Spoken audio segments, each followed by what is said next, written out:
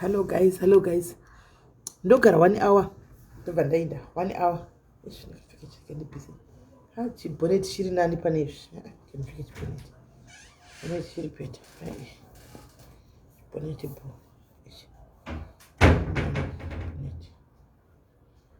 Chiboneti chiri peta pane izvi. Pane zvifudzi. Chiboneti chiri nani. Asake Mtema, how are you? Asawira. Elizabeth Kunge, how are you? Rosemary Chisunga, how are you? Franzi, say sister. Joyce Kawudza, how are you? Sharon Chikukwa, say. Rosemary Chisunga, say yako. Mukangosvika ndinoda kurumidza kubva panapa saka ndoda ngotandara nemi chete. Pane munhu andirequestira kuti andikumbirisa ndinoda kuplay live voice note rake. Andikumbirisa saka ndiyaita ndiye palive ndasingadi kuya palive. Ndokuita 1 hour ndobva ndainda. 1 hour chete ndobva ndainda. Dati muwe. Kuita 100 ndikuplay live voice note rake mundiwirewo.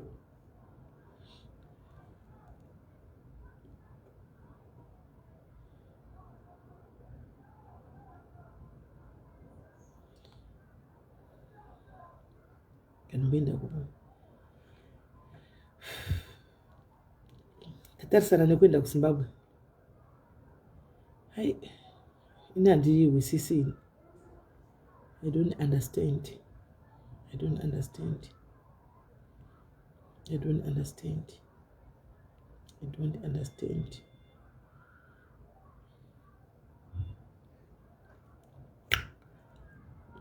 Chaka video yemusikana uya iri kupika. Titangira.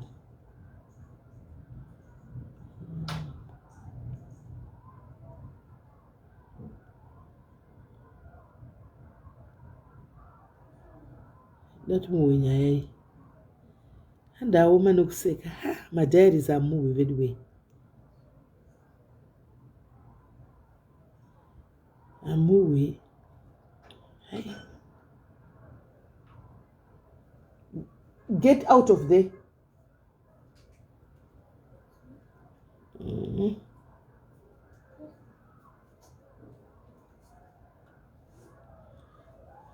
Give a message. Let's go to Shikajit.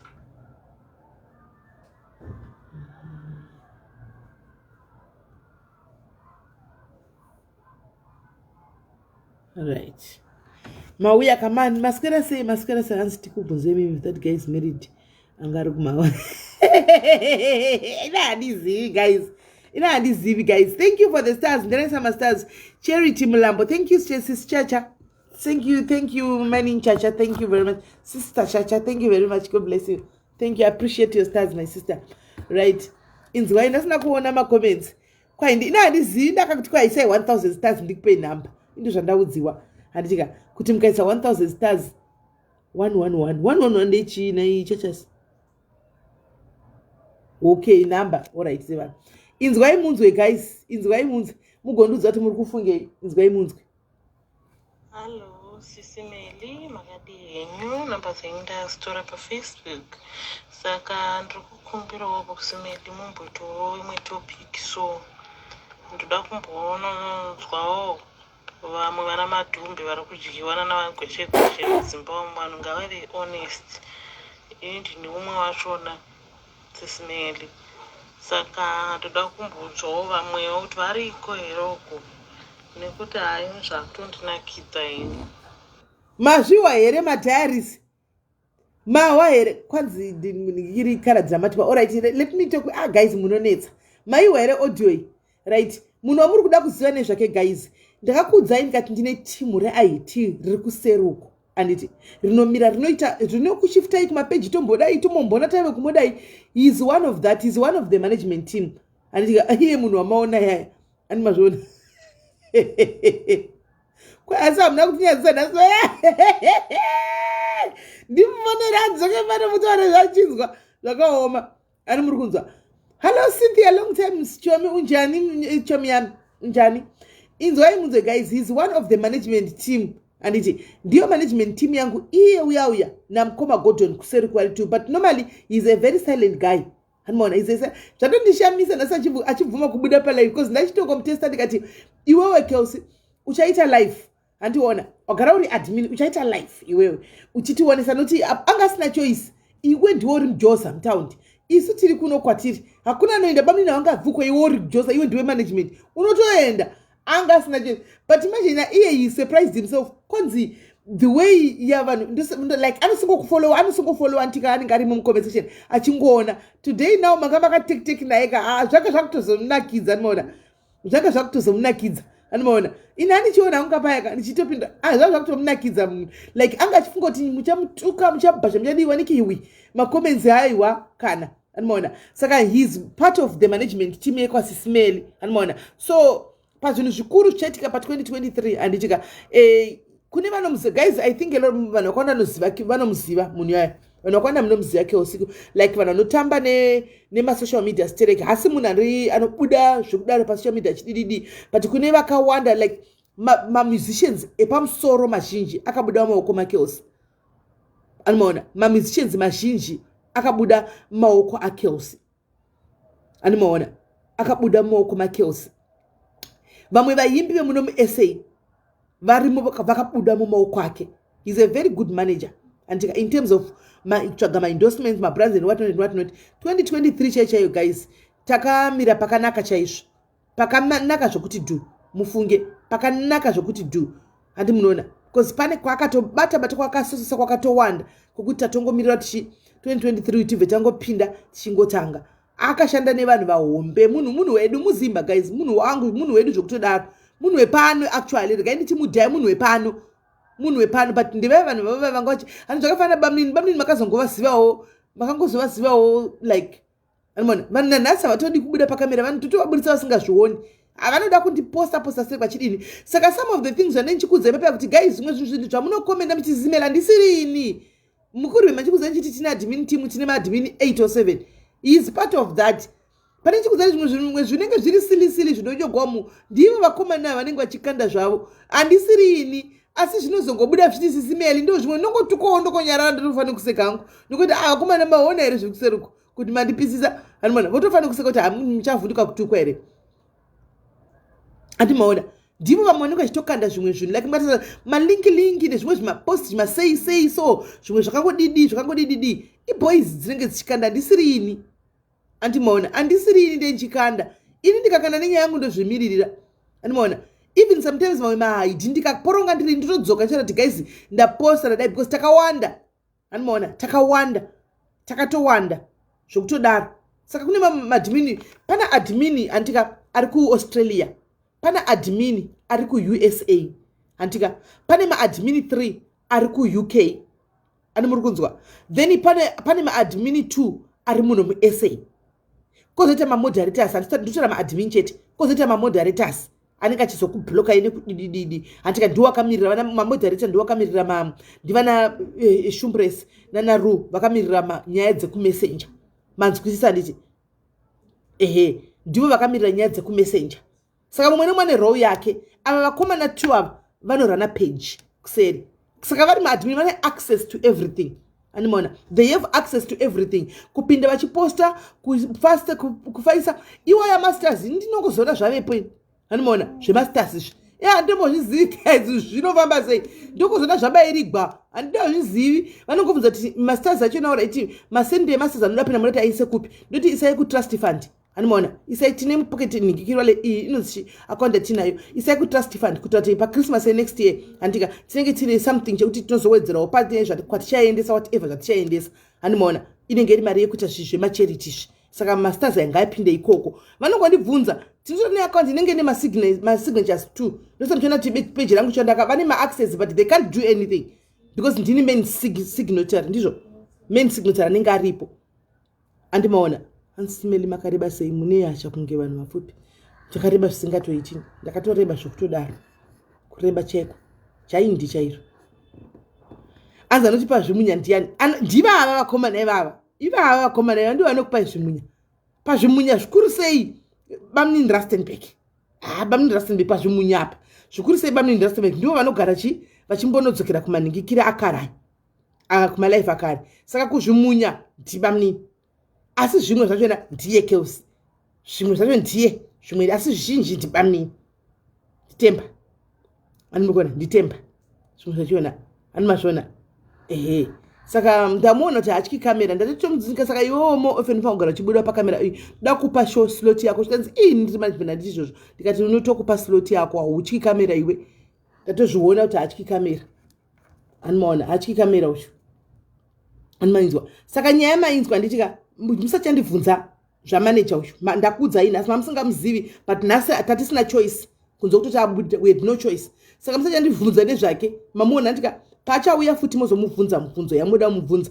muchitaura naye ndamuona kuti hatyi kamera saka ndichamuti pinda ogara akachipinda paanenge achingofunga just kungotaura nemachidara pamanga pawo bamni confidence pamanga pawo cardinal music confidence dzekuti agone kutaurawo handimazvona then vanakura vachingondibvunza zvenyaya dzaandiselina dzekumubedu wendaneta nezuro cheche andiselina vakaannounsa vakataura nyaya iyi palife pano kuti please be patient anditika be patient whether wakaisa message katika ka1 be patient siya zvakadaro wakaisa message phone number ndiyo yawakatora haisati yapfura because phone iyo yavagari vakailaita vanoilaita musi vanenge vachiregister chete handimaona andisetina vanoshanda vanogara kubasa kubasa vaiti zvokuregister izvi kana vadzokera kumba vavi paoff ndopavanovhura phone yemaregistration saka kana wakatumira message yako ine 1 tick it's okay leave it like that andika leave it like that vachauya vachikudavirai vacharegister vachauya vachivhura foni yavo achapinda mameseji vachitanga kuregister ukaona kana usati waona thumbs up siya zvakadaro be patient kana waona thumbs up oziva kuti vachikuresponda manje wave registered vakaregister last year please musadzoke muchiregister futi kechi2 makatoregister last year zvakakwana vakaregister last year mutorimo makapinda database kudhara you are there musaregister kechi2 handiitika zvakatokwana regai vanga vasina kuregister vakatadza last year vaiva varegister this time ishibheundaneta ndawa mameseji kudai kuti onge ndindi kuregister mutondipa madetails avo ndikati by the way it's not me who's doing this umwe nomwe department rakane basa rake pamadhiminesa umwe nomwe chake chanotoita totoparana kuti iwoita so indiriwe malive handimoziva indiriwe malive nokumanya paground hanti vamwe ndivo vari kuregister vachidini vanenge vane maworks avo kubackground seiwayai kuna register nekudii handimazviona saka be patient vape nguva kana wakaisa message yako panamba yavakaposta siya yakadaro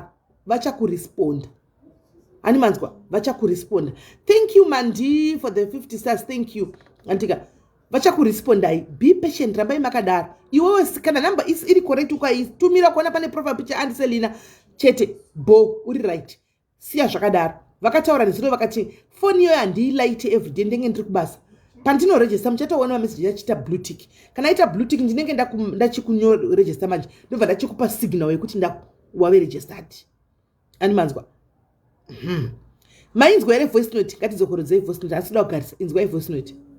Hello, SIS MELLY, makadi henyu namba dzenyu ndazvitora paFacebook saka ndiri kukumbirawo SIS MELLY mumbotorawo imwe topic so ndoda kumbonzwawo vamwe vana madhumbi vari kudyiwana navagweshe mudzimba umu vanhu ngavave honest ini ndini umwe wachona SIS MELLY saka ndoda kumbonzwawo vamwewo kuti variko here uko nekuti haini zvakutondinakidza ini right pane anyora mukombeso chanzi mazano designer wako ini handina designer I wear my own things handipfekedzwi nemunhu wakambona ndakanyora kuti dressed by ningi wakambona nyora dressed by ningi I dress myself handipfekedzwi nemunhu ndinopfeka zvinoenderana nezvandenge ndiri panguva iyoyo handitiona ndinopfeka zvandenge ndiri zvakusara nezuro pane ndakapfeka short netisheti wakati zvakanaka nhasi waona ndakapfeka zvegreen zvazviya handika zvinenge sina kunakira ini ndinofamba nezvinhu zviri kutrenda sha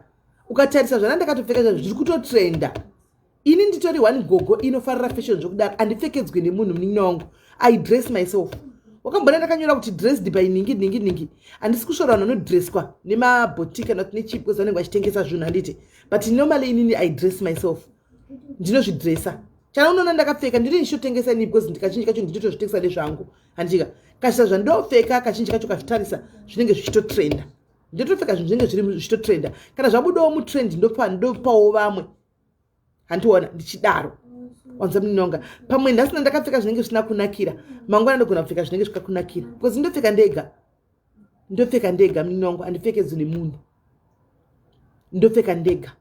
I wear my own things. Let's take a look at whatever the matter was resolved and touch with the diaries. All right, Femi, kune ningirikiri, kune WhatsApp group riko one. Kune WhatsApp group riko unpin ozota but andiseli not the same WhatsApp group vanokuisa ku WhatsApp group. Radio Global riko vanhu vakadzokera ku WhatsApp group. Kwanzi munopfeka zve if you are afraid dzisai vamwe episode. Chinonesa ndechekuti test yangu Lorraine andikwanisa kudzisa munhu zvokupfeka because test yangu inenge isikatofarigwi nevamwe. Andiona test yangu inini inenge isikatofarigwi nevamwe vanhu kana ndikashoti ende Melly agone kupfeka because zvandopfeka ini test yangu haisi test yemunhu yeye. Munhu nemunhu ane test yake yanayo. Andiona ndokona ndogona kuona umwe munhu akapfeka unoti test this is not my kind of dressing. Andiona asi kune vamwe zvinenge zvakatonaka. Andiona saka munhu nemunhu ane test yake manje nini kuti ndizodzisa munhu andizvigoni kuita kunge ndiri fashion guru guys. I'm not a fashion guru handikoni because ndotombo hanzi makaiona handinamboiona ini Milly wakaisa kupi ndinamboiona unambondiudza wani namboiona ini saka zvinonetsa kuti nditaure kuti vanhu ngatipfeke takadai kuti munhu nemunhu ane test yake. Kune vanotofarira vanotogara vakapfeka mashorts every time kuita vanogara vakapfeka like kuita vamwe vanotomhanya TikTok animozati mukaenda kuTikTok kude kuYouTube you see zvinhu zvikutrenda animozviona ndosamutiona kuti even vana vedu kunoku vakumazona vanopfeka mazibhurugwa asingawisiki mazijeans those things are trending animona ma-oversized t-shirts and what, those things are trending anditi those things are trending saka zvakudhipenda newe kuti iwewo unofarira zvipi andiona umwe anenge achitofarira mazijeans akadaro anzisimere da kupai Christmas present inenge iri birthday shai maruti inenge iri birthday andiona saka plus body zedu dzinosiyana andiona body zedu dzinosiyana kuna vamwe anenge ane body tete kuita mumwe anenge ari mukobvu kuita mumwe anenge ane magaro ari round kuita mumwe anenge asina magaro you know body zedu dzinosiyana kuita mumwe anenge aine mazamu mahombe handina kuzviona nichatarisa Milly chatarisa kuita mumwe anenge chataura neWhatsApp kuita mumwe anenge ane magaro saka zvinosiyana nebody anditiona. But I've realized one thing though in inside kwangu kuti most of my age people they like my dressing pa page panapa nokuti ndakapfeka chinhu ndakaposta ndinotita vanhu vakaona notoya kusiti sisimeli ndikuchidawo like normally ndikasa ma age angu saka I think titori bo kuchembere kwedu kuti bo because normally zvandopfeka inini babi angu vanotozvidawo vanotobvunza kuti makatenga kupi ndodawo size yakati ndopesa natotengesa kwavari. And they're all good taste always. Ndira ndokutaura ethi kuti you might say it's good taste andika umwe munhu obva tichicha wanga katipfekera chichiya andiona ini pamwe ndasi ndakatopfeka chinhu chikutotrenda chikutodhura panguva iyoyo kachitaura kudhura kwedu kuno South Africa tichitaura zvinhu zvema500 tichitaura kudhura isu because hembe dzakachipa muno mwana tichitaura kuti zvema500 tototi 600 tichitaura chadhura zvekutoti tu but atimbo kazhinji kachona you know saka zvinosiyana zve yes toko you dress what suits you andiona ndakambopfeka sketi yakareba papa yandikanzi andifongo sketi yakareba indifiti andika but kwandaienda kwachona kwaitoda sketi yakareba kumariro kwapo kwaitoda sketi yakareba zvikanzi sketi yakareba dzinyatsa kundifita zvakanaka andika saka unotoona andinonyatsa kuona kuti munhu anenge ataona kuti this is hazvisiri zvesvi pai ndizwa manyuku pamunenge makapfeka madress haya but kwanze so my use you are obsessed yes inini if you want to buy me a shoe you buy me yours or sneakers chet usanditengere masendus inini if you want to buy me a shoe heels the last heel yekupedzisira yakadai yai ndo yaunotitengera kana kuti sneakers. Thank you Mike Dentori for 200 stars. Thank you my sister, thank you very much, I appreciate. Kana kuti sneakers, comfortable sneakers pane pandoripfeka sometimes nemashorts pepai ndowana because ndofarira kupfeka mashorts nini I like mashorts ndopfeka mashorts zvodaro then kana ndichienda kuchurch manje nekuenda kukumbu kwakadaro uruka mugomo uruka mumengo right umwabva auya olina vadzoka nemessage chandabva kutaura pano yekuregister kunongo chida kuifonerei naye olini uda kufonerei namba yaandiselina iwe ita zvawakaudzwa send ma details zvokuti adeliver haana kudeliver adi sena nazvo iwe just send and keep quiet womirira signal chet usafone namba iyoyo uda kuifonerei ndosaka vakadzima foni yacho because munofona imakanzitumira ma details imakufona right kwanzi nakola ini ndinodliwa naboss vangu navagweshe gweshe kureva kuti iye ndimadhumbi zvikanzi sisimeli titirewo life timbohwawo vamwe atika vanodliwa nanagweshe gweshe because inini zvakutondinakira handiti mainzwa ka topic kwanzi nokuti vanhu munotinyepera vazhinji venyu muri kudliwa nanabhosi ina handizivi nokuti handina kumbodliwa nabhosi ndine murume kumba uko handitika toda kuziva vari kudliwa nabhosi ndovati ndovatiri kuda chete kuti vafone vari kudliwa nanabhosi ndovatiri kuda kuti vafone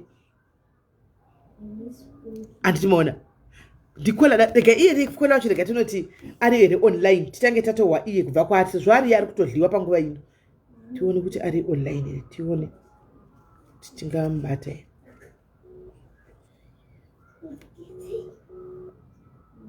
tamboona bhilo somewhere tamboona bhilo mufonere direct right anogona kuva asiri pano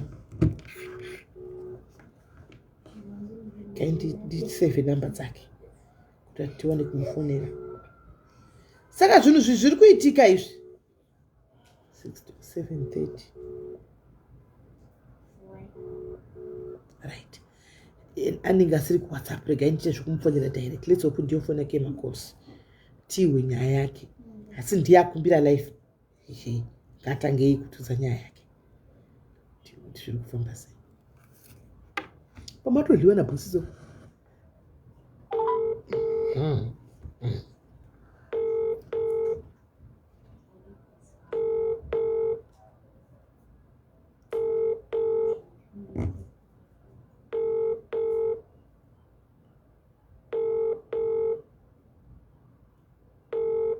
ndakafona watodliwa nabhosi izvozvi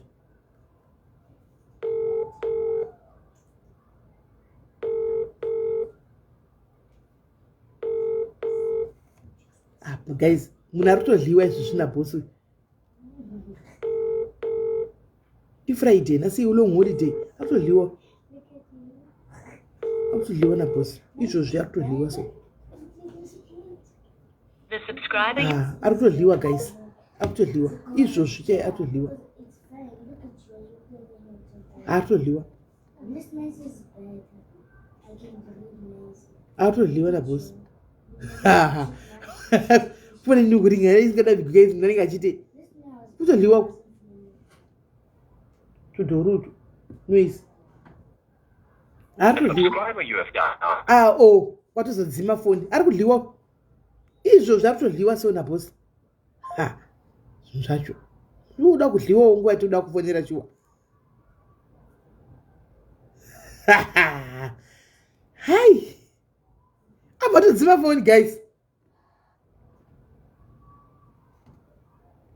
adzima foni foni yamboringa azodzima foni guys munhu ari izvozvi totokanga fona wrong time izvozvi so ari kutodliwa open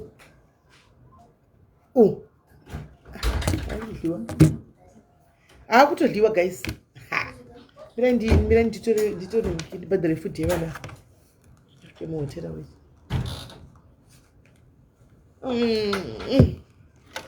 where are you going to put it here? It's fine. I think so.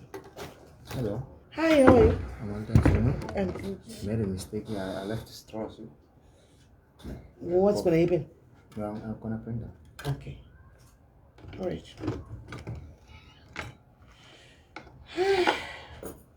So. You can go with them so that they can bring them. Oh.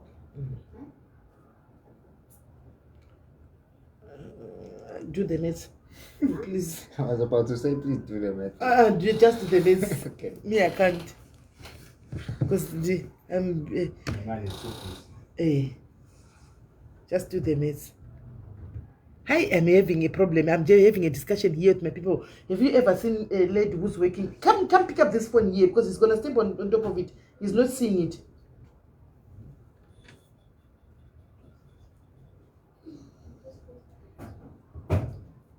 Do you have a maid at your house? Yeah.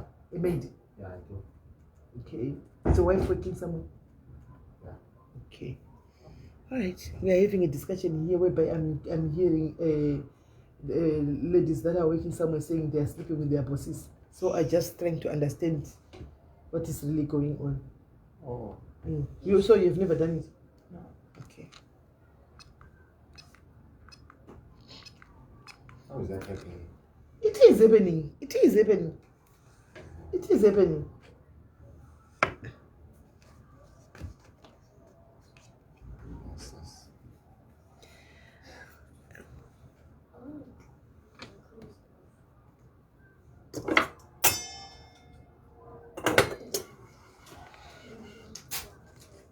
Thank you. Let's go. Just wear the shoes. Just go and take the straws. Guys, anditi mainzwa nyaya ika. You can leave the shoes. Okay, just leave. Anti muri kunzwa angabvumi zvakaisi ndikudla musikana naye angabvuma kudla musikana. So gira strawberry daiquiri. Strawberry dakar. Strawberry daiquiri. Guys.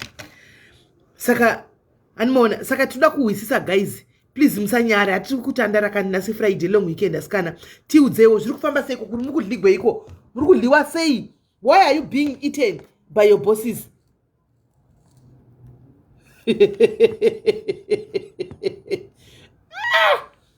Why are you not why are you being eaten by your bosses, guys?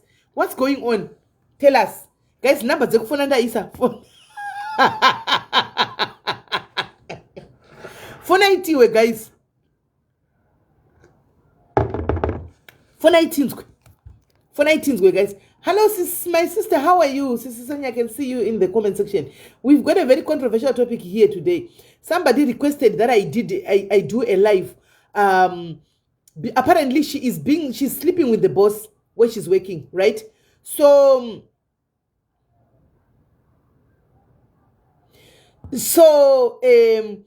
she did ask me to do a live so that we can hear other ladies, because according to her, she's saying most ladies that are working in these houses, they are sleeping with their bosses. It's just that they don't want to tell us the truth, and she is actually enjoying whatever she's doing with the boss now. So this is a voice note. Hello, SIS MELLY, number store up Facebook. Thank you for 500 stars. Thank you, my sister. So ndoda kumboona zvawo vamwe vana madhumbe vari kudyiwana navagweshe mudzimba umu. Alright, let's see. Pane munhu afona. Right. Hello, pakudliwa nemabosi.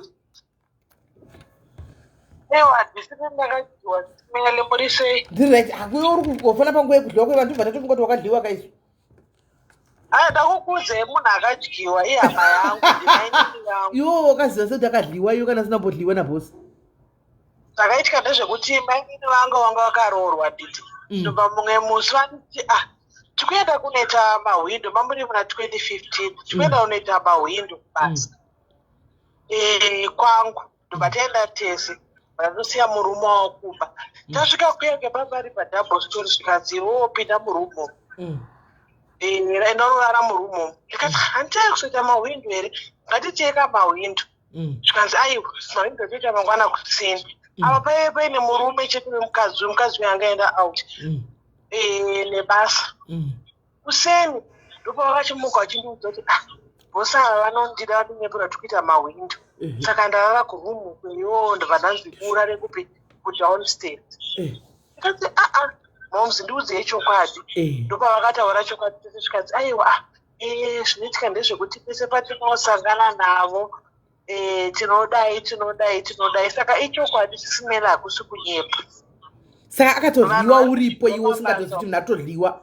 Iripo apa ndimai chaiwo munin'ina wamai chaiye kwete mumwe munhu wekure.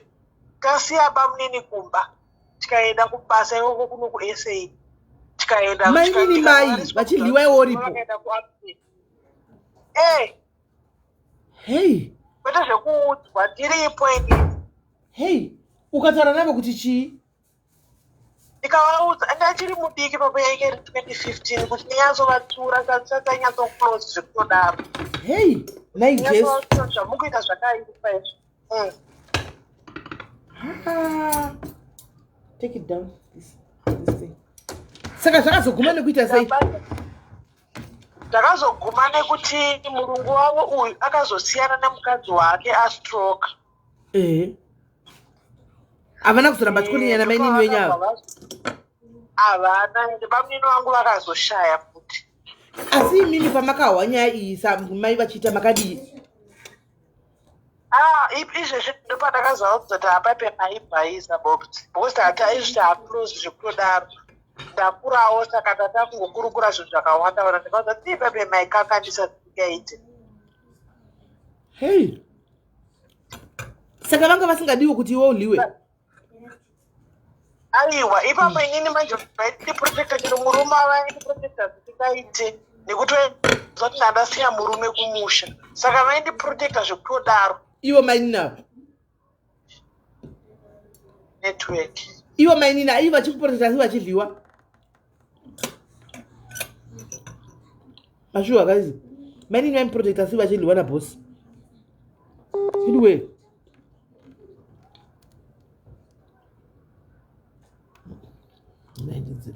network yatisa kwaro. Naindi kuzvidya ndapedza. Pachinenge chakupora mai tisingasamai. Chaputa ndikurudze kupedza live. Ndigodya ndapedza ndingagoni kudya ndichitaura. Animaona, ndigona ngotomwa hangu doro rangu iri. Ndatotengera doro rangu iri kuti nhasi tichange tichitandira tiri palive. Zvino hezvo. Chikafu chakunonoka kuya chakuiswa chakuya panapa ndapalive. Right. Chitai guys, chitai kuti mufone tinzwe. Itai kuti mufone tinzwe guys. Itai kuti mufone tinzwe. Kwanzi mainini wangu ndo vaidliwa. Mai pamberi pake kuno kuSA vasiya murume wavo kumba. Hey, ndosaka vanhu vachizoti vakadzanda kumadhoiri vanodliwa nemabosi. Nawo ndakuzviwisisa, ndakuzviona. Hanzi ndivo vauya kunoku. Hai futseke mani welinda. Animaona. Sekwai saka chindai achirega handisogoni kudya ndichitaura rega tingopedza kuita live. Tokwanazvo ndoti ndichogara palive nokusingaperi. Animaona. Right. Hanzi ndivo vaidyiwa. Yes Jeffrey. Saka poita sei guys mai ndo zvakaoma. Yes tatend. Mai vakanga vachidliwa pamberi pemwana nabosi. Saka kuchii vakadze madhoiri tinonzi kwaihura tinohura shuwa. Ndazozvoonawo kwazvobvawo. Handi mazviona. Ndazozvoonawo kwazviri kubvawo. Animaona. Timu rikuti itiyo food but ndinobva ndaita unge amen. Ndizogoni kudya ndichitaura. Right. Hanzi vanhu vari kudyiwa kani namaishanas. Iwe zvakaoma. Kwairatidza kamera kumadziro mudyi. Right. Munhu ngachifona uya wagona pakutadza kamera wagona. Right. Chifonai guys, fonai ndichidya nguchipisa good. Yagona uyu. Pesoti. Ndosina kumadziro ndichidya good. Right. Ndikainongoti kwangwangu tichidya tichitaura. Fonai tinzwe guys, fonai tinzwe. Pesoti. Shakira unza soti. Fona ndipe tinzwe. Fonai tinzwe. Fonai tinzwe guys, fonai tinzwe. Nyaya dzemujolo mawani. Guys, hatisi kujajai hedu. We are not judging you guys. Hatisi kujajai. Animaona. Hatisi kujajai. Toda kungohwawo kuti zviri kufamba sei. Anti mbadhayari tagara isusu we are family, we talk everything. Toda kungohwawo kuti zviri kufamba sei. Animaona. Toda kungonzwa kuti zviri kufamba sei. Animaona. Toda kungonzwawo. Fonai tinzwe. Namba dziripo V dzakapinwa idzo. Namba ndakapina idzo. Namba dziripo Joyce. Namba dzandakapina idzo 064 895 4837. Namba dzangu dzamunotora pamafoni chifona paya. Ndidzodzo. Fona itinzwe.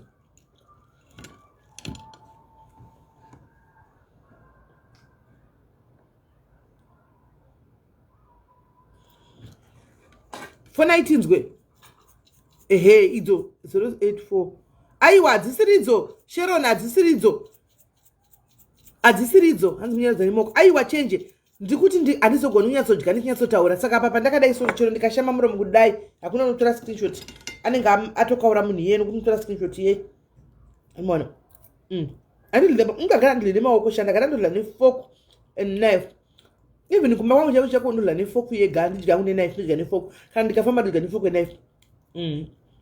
Ndona. Kuti zvimafeji zvawe zvinhu zvakangodhakwa izvi. Namba dzakapinwa 064 idzo dzapisirika indipine dzaposwa na ehe idzi da dzisikuonekera ndisi kuziva kuti hadzisikuonekera here idzo namba dzandapina idzo namba dzandapina idzo chifonai tiwe kuti mukuliwa sei chifonai tinzwe matimoda namba ndakupai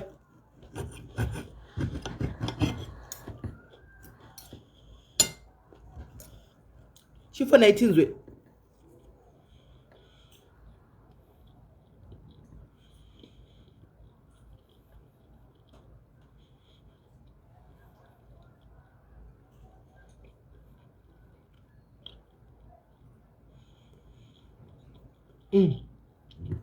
chifonai vanonyara madhiaris anonyara herewe madhiaris chaiwo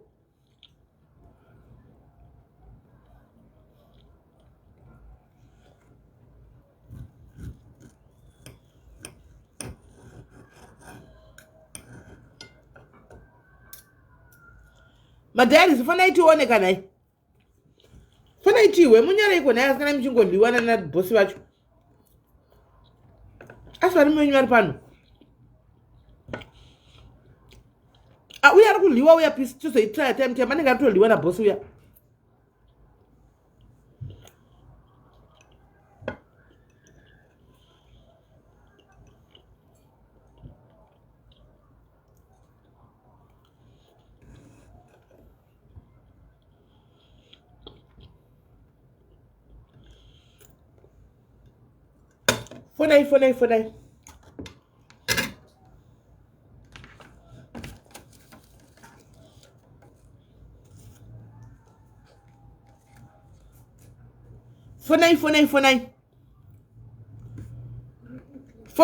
fonai guys fonai katiwe fonai tiwe iyo December unoi bonus muri kudziwanepi bonus haufa fona Lizzy fona bonus makadziwanepi guys taurai chokwadi kanimbotora mufonera futi bonus makadziwanepi taurai chokwadi guys bonus dziri kubvepi ambotora mufonera tafona wrong time yakuringa nenge apedza wapedza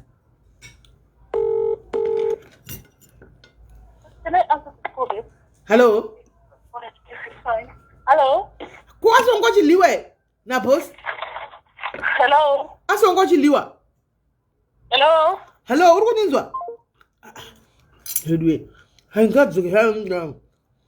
Ndikumamba seko.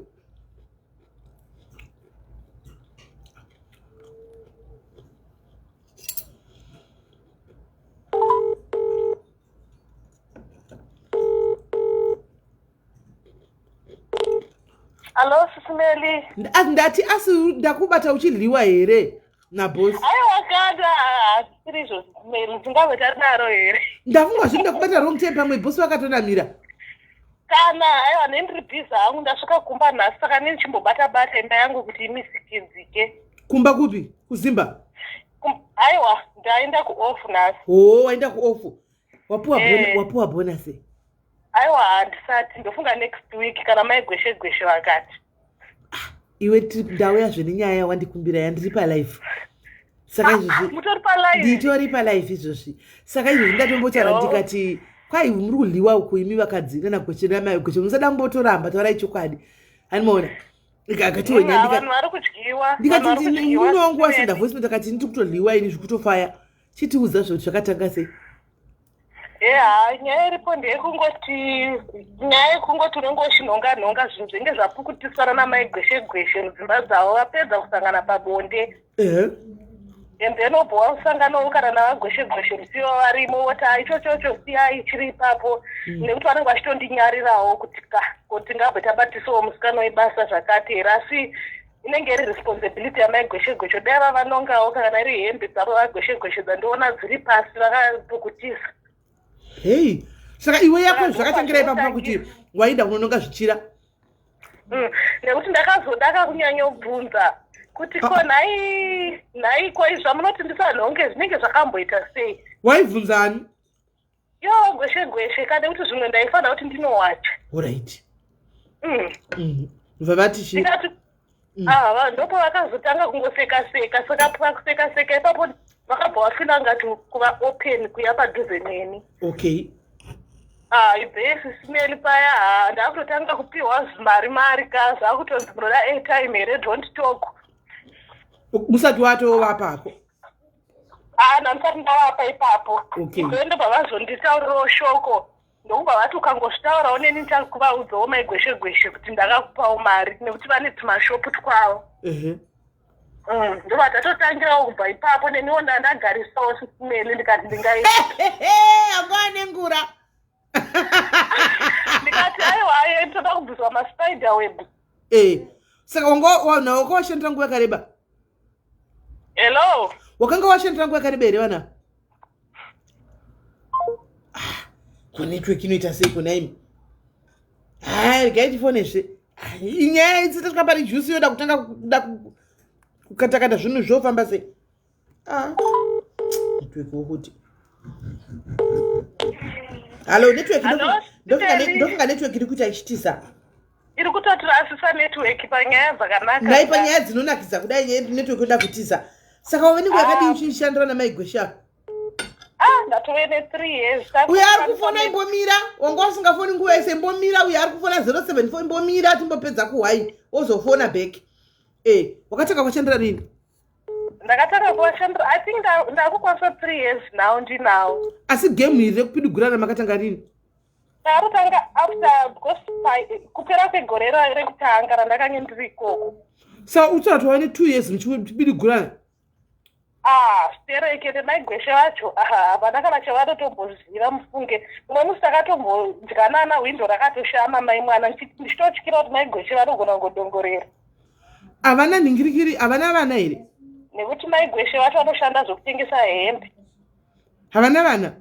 Vaindepi futi smeli. Ndiripo? Network. Hey. Zvinhu zvenetwork iwoyi naivi zvingari ndikufona ne airtime. Tiwo nyaya yamaigweshe kuti kundivabata sei kwemaigweshe ndivatipawa kuti mapera murume wapera kurudliwa ndivabata sei maigweshe zvinhu zvacho ndifoni futi.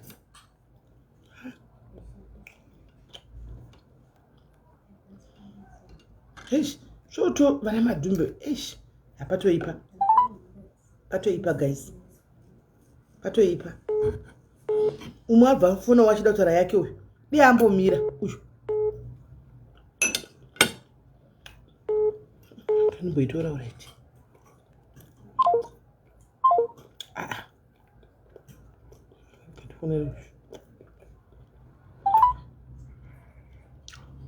Welcome to voicemail. Ndutira mfonera uyu ari kufona ndutira mfonera beko.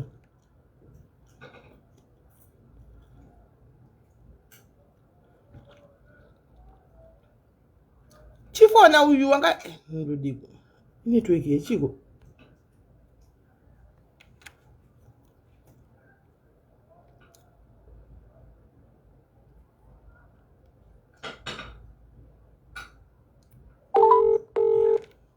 Uyu ndeumo uyu guys.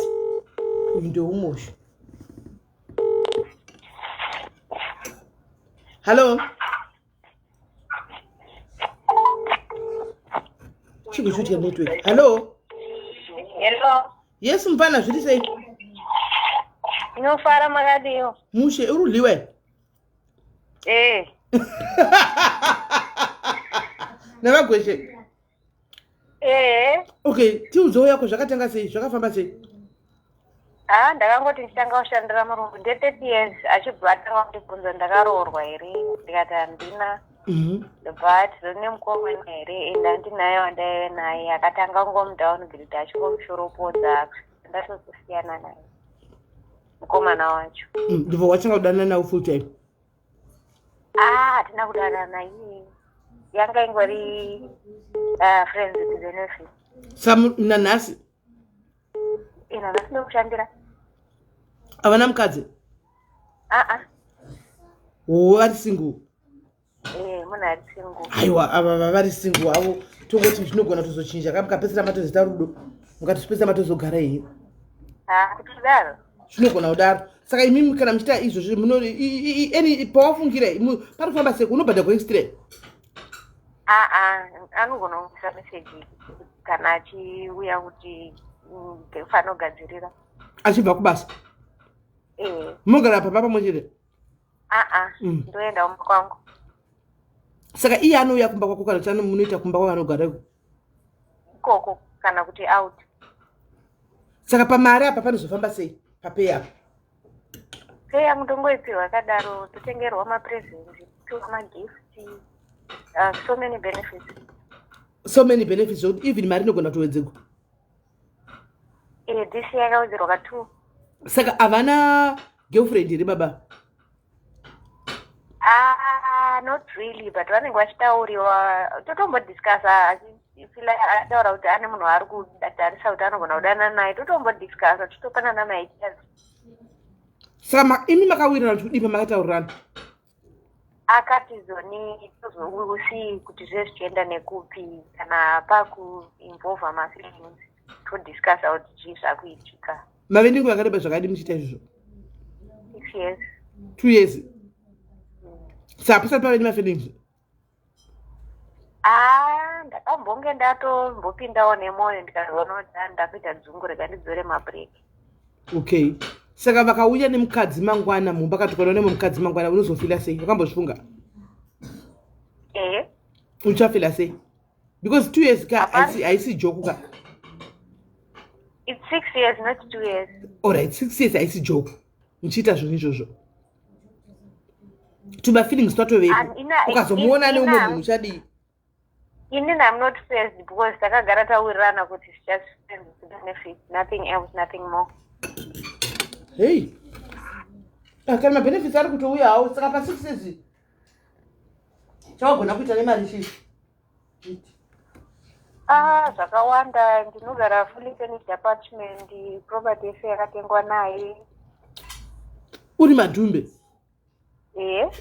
renda achibhadhira iye rent ndobhadhira ndega but zvinhu zvese chikafu food neproperty zvinhu zvirimo zvese ndiye akatenga hey saka maningina chitongoitako kuti mutaurane paite mafeelings muchingogara mese munhu ari singukawo 6 years dzakawandisa iye ari mwana kutoita grade 1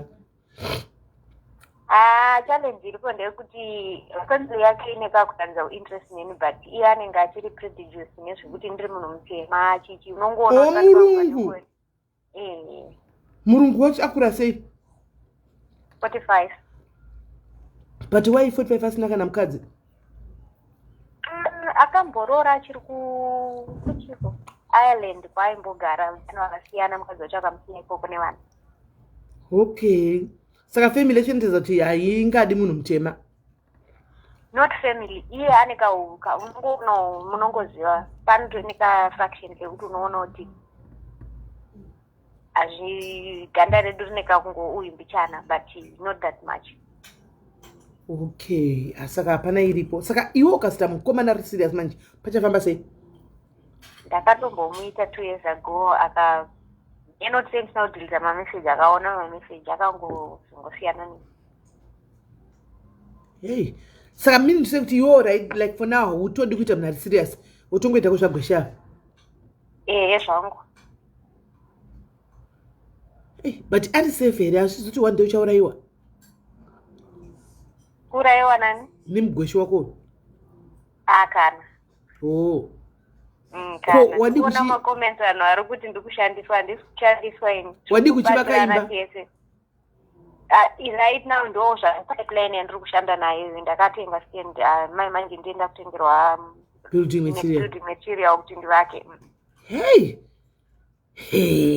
utsvakirwa basa kumurungu utsvakirwa basa kumurungu handina mwana handisati ndamboita mwana handisati ndambozvara saka ndiri kushandisa makomenti andiri kunyorerwa nevanhu I'm so single zekuti I'm not yet exposed to zvakawanda okay saka utokoti boyfriend yako munhu waonayo something like that izvozvi asi boyfriend yekuti amuone kwenyu mese kupublic nokuti anenge asingandi kuonekwa namuharungwa nevanhu vatema chichichi ipapo ndo pandiri kuti ndo kafraction kandiri kuda kuti kapere kako. Mai unokapedza sei because zvitori mavari vana? Because tinogona kuenda out even as a family yavo nenondiri totonodya out mahotel marestaurant. Achingoti musikana wangu ebasa? Muchingokwenyana zvenyu? Hey! Yeah. Hazviri kuitika chokwadi. Thank you for being honest mnin'ina. Thank you for being honest. Asi chokwadi chacho ndechekuti zvinhu zvangu zvese zvandoda kuti zviitike zvikaitika, then I think I'll find someone ari serious anoenderana necultural background yangu ndororwa zvangu. Wogarako zvakanaka. Asi zvinozogona kuti mukangamwe here? Patove neattachment 6 years. Inokwanisa kubvisika attachment iyoyo mama. Asi kana chinyatsokuitirako zviri right. Hello? Ndati kana chinyatsokuitirako zviri right, zviri bo zvaunogutsikana bo. Network kuita kuti rasisa chekona site. Uyanga achifona back uyu regaiti muwe. Yavo kumbotanga uyu. Hey. Mutwa yeye vanononyipa mazviwiraka. Ngozviwira. Bosi vari kuto lambunya.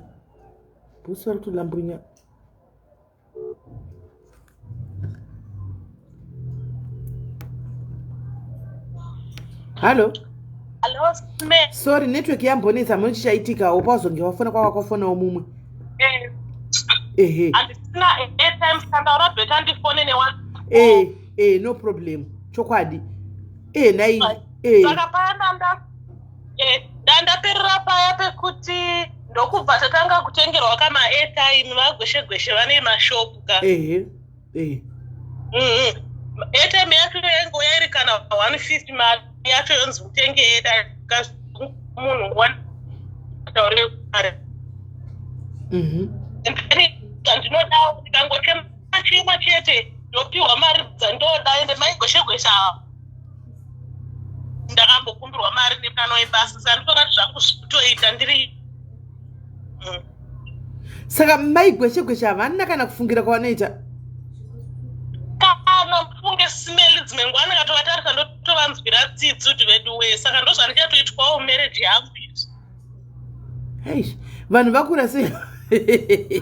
Hauye budu. Vakura sei baba? Vanenge vane 43. Vanenge vane 43 and then mukadzi akatiwo mukuru kwavari iculture yechiSomali. Womasomalienzi? 33 mazera edu aya. Iwe nechii uri kuma30? Ndine 27 Sineli. Zvauri mwana? Mwana mudikisa chaiko ameno zvinhu zvondidaka ndindozvida mheni. Saka muSomalia uyu mai we, maSomalia ari kuitawo izvi futi. Mukanzwa vazhinji vari kuti gweshe kudidi hakuna vamwe vanhu mutobvunzwa kuti vanani munongowa shingo izvozvo maSomalia hakuna zvimwe Sineli. Saka plani yake muSomalia uyu newe ndei? Hapana kana plan apa nyaya yengoti anongonibatsirawo nebheki ininiwo ndichimbodiko vanombotana kungodai vapedza Sineli apa hapana chakatakubva muhembe uku.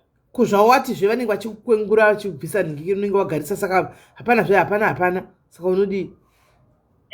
Zvakangofanana nemunhu anenge achizviponyora nguva anenge achibhunyanya kudiko ndezvekungoti waiona wofanira kuzvibatsira asati atopita. Hey, just like that. Sisimeli makuda kutiendesa kumberi manje kwenyaya yakaii. Ai, wakatoda kutowa edu zvepane jusi yacho paise nyatsokuisisa. Alright, saka izvozvo ndozviitika zvenyu. Saka unoti ndindega here ndokuzviita zvinhu izvi kana takatowani. Makawanda. Saka utasira kuzozvirega zvarini? Ndichingoona kusiya kwangu basa ndichibvawo kuno ndokuzvirega kuti hakuna mabvi anenge aite basa rangu rakanaka ende kuti ndichiti vagweshe chisiya haisi takambenge tatanga zvakutonetsa. Vanobhadhara maSomalia basa remba? Vakadzi vatona vanonyima mari asi ndikatoda kuverenga neyavanondipa kandotonototi zvandatobata chimari changu havabhadhari avo. Okay. Saka watiita wangwambosvika pakuti ndakavabvunza kuti zvicheka zvamboti ndisatora izvi zvino ndezvei vakati kutiudze ipapo ngawatopajambira apa vane hembe kana vapedza kusangana usiku vanotora hembe chero inenge iri padhuze vopukuta nayo hembe chaiyo hembe yekupfeka mukatonzwa munhu anotoshandira masomali anotokuudza izvozvo haiyo unorevesa mubvunze kaya vari kungoti vana gweshe vana chegweshe mubvunze orit saka vatora hembe dziya votizve usaningire uyu hembe inenge yakakandwa pasi handiti iwo unosvika ndowatomayepoka waakutotanga kugadzira kutononga netumasvemukati twana mai twese neyababa chikonotonunga pasi and then obva waudzwa kuti ichocho don't touch that one, it's fine, I will take it myself and then ovhunduka kuti ko iyi hembe chayakatopfekwa yakunzi I will take it by myself. Saka naye to take it by themselves vanozodini hembe iyoyo pamwe vanogada kuzama kuti vaiwache kana kuti kunyara kuti hembe yakasviba here nekuti inenge isingatonhuwiriri. Saka vanozowacha vega here hapana dzimwe nguva unotozoiwana yatoiswa kana mushini kana something nekuti vanokasika ngodi kuti ndibate chete ndibve nayo pasi ndibvise pasi. Saka baba ava vati usabata ndopo wakabva wabvunza iwewe kuti munhu ari kufona imbomira ndichakufanira bhegi saka ndopo wakabvunza iwewe kuti nemhaka yei muri kuti ndisabate ndakabvunza nekuti ndakazobvunza papa ndakutoona kuti hezvo it's getting out of hand nekuti mangwana hembe dziya dzinozonge dzaakusaririra pamawashe ndikati kandibvunza kuti wai muchinditi hembe dzindisiye but dzakasviba watanga kuseka zviya zvekuti hausi kuziva here nipaziso rere kuti hausi kuziva here kuti wai ndiri kutaura izvi ibvei pavazongonditira open. Saka pakupfimbwa kwandakaitwa nagweshe ndakatobvunzwa vatonditera mukicheni vakati zvakaipa here kuti tidanane taitaura hedu nechirungu zvakaipa here kuti tidanane ndikatoseka svikini ndokuitira care vanosiziva ndichipendera amai vangu nababa mari saka vaingoti saka I will take care of your mother and your dad ndikati no problem. Saka ndakutanga ipapo ndakambotanga ukanchirambarambawo zvenhema vandangozoti leikarekatega ndibvume because haana ndatokaziwa chaiko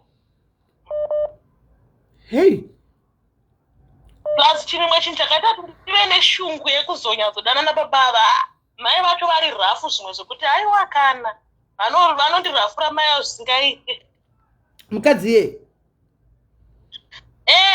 anorafura zvimwe zvekuti hokoyo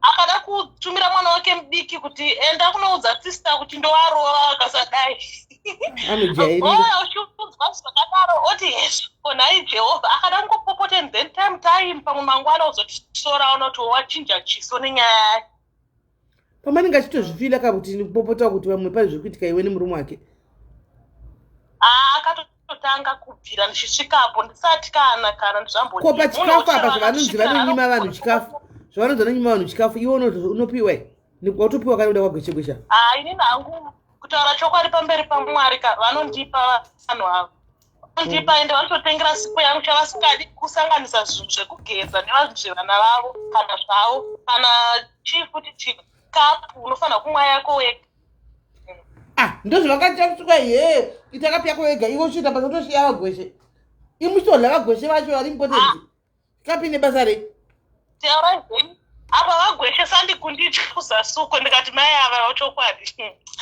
ukuda kuti vagweshe saka vagweshe vari kudla kuti nemuromo straight kwanzi makambozviona here sister izvi saka idinowa handinyatsoenjoyi kutaura chokwadi simeni paina achingotaurawo kuti nguva chichi but panyaya yekudyiwaiwa ndombofata vagweshe vari kundiitira chaizvo pakudya apa vanogona vanokwekweta kuita kuri suka gambi nemurimi ende kana ndichiuya kuoff nhasi hangu handida kuvaona ndobuda nepamba pavo ndichibva pamba pavo ndona vakatondimirira kuhiking sport vadzokere neni vauye neni kuno apa maigweshe hakuna mazviwa here kwai kubva nhasi saka iwo advice auda kutopa vakadzi vane vasikana vavari kushandira wati vanokumirira kuhiking sports kana utobuda mumba maigwesha chingoti munhu aenda kuoff iye muri matonomira nechemberi saka kutipa advice yekuti kudi iwe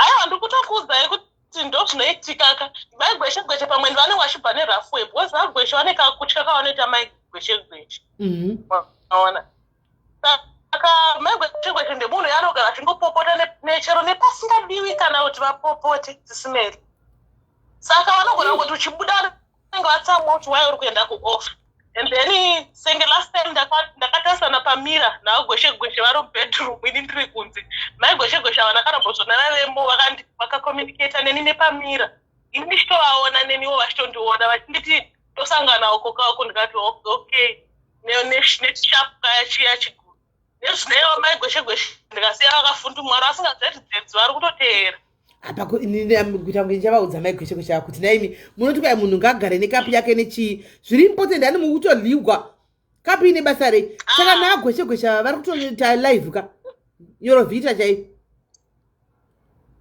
vari kuita sei vachiri muchi kuchisa protection ei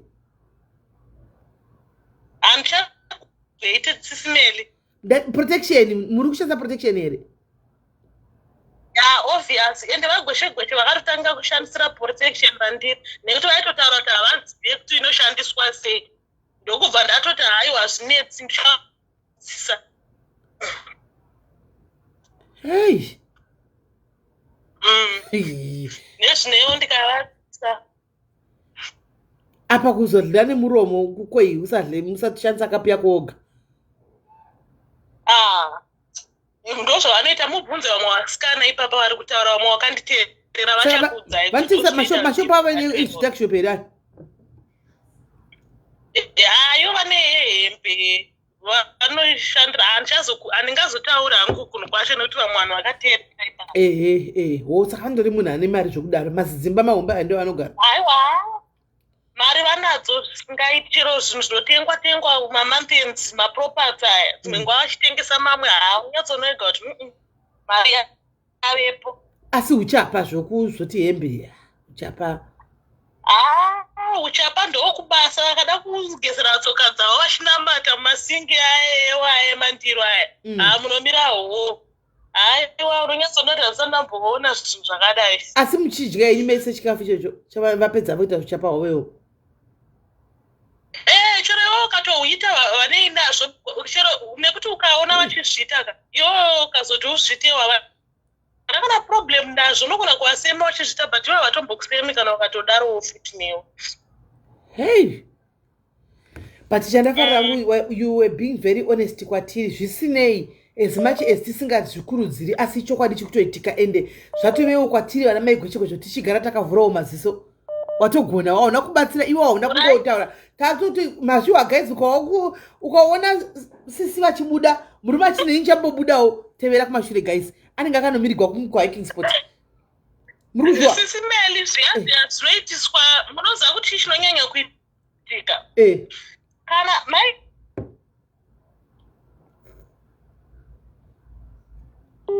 network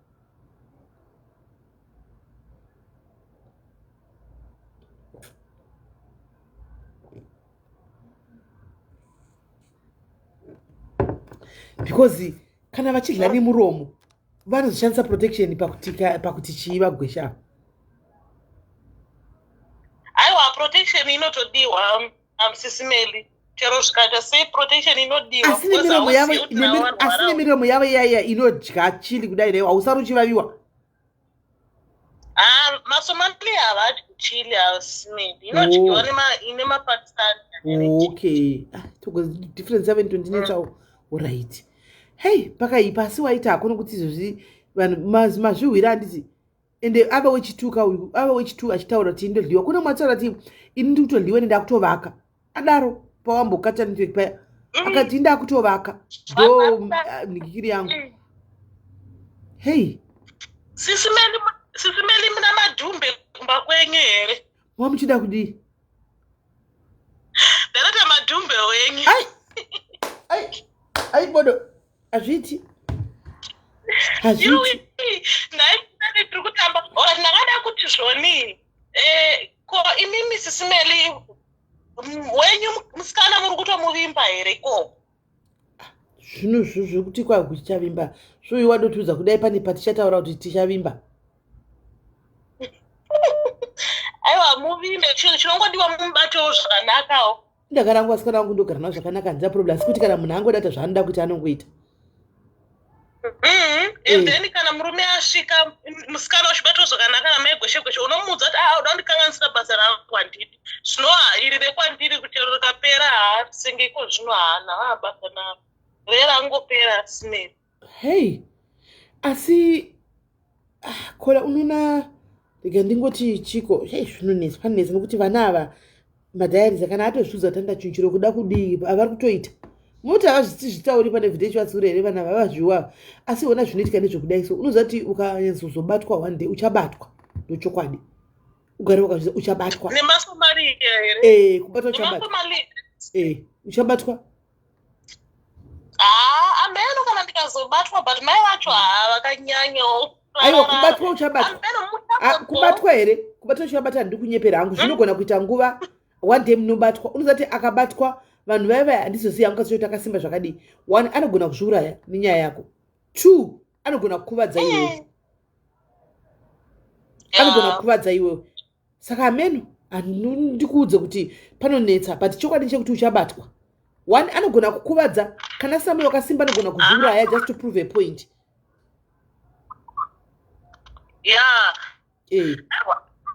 Aiwa handiri kunzwa Sisi Melly ndiri kunzwa aiwa ndicharega hangu asi ndokutenge ndatosiya basa iroro nekuti zvaakuchinetsa sezvo ndakazvitanga.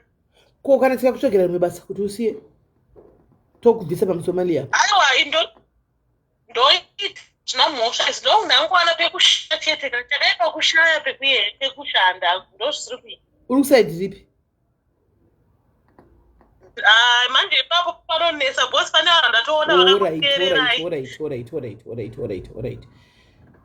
Saka zvinoreva kuti asi tose tsvagisadhana Gauteng here kana Durban kana tikupi? inoita totsvagira kumashure. Okay, right, inozondudza kuwhatsapp titsvaga basa kusaidi kupi then totangira ipapo.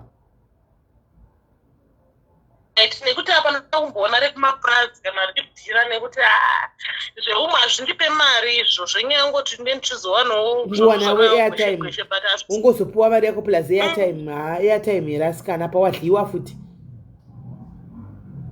taura izvi apa unogona kuita mistake unoita mistake manje wobva waita nhumbu wodii papa kaoma kuzara kamusomalia mahwani Sisi Melly mahwani utoenda kumushane kakanenge kari kamusomalia kako ugodi musazodaro Sisi Melly maakundityisa mani. Aiwa zvinowanikwa hatiri kutaura zvinhu zvinowanikwa asi chatiri kutaura ndechekuti ndo chandiri kuti but zvitori netimubvise vapo nokuti zvitori nani kana kukutsvakira munhu wako atiti single munhu ndinaye Sisi Melly munhu ndinaye todi kana kuti ambogara kuti kakunyanya kutaura neinformation yangu ndokuti ndatoona vanhu vanenge 3-4 vando vakakuteerekai. Saka munhu wako unaye yako kudhara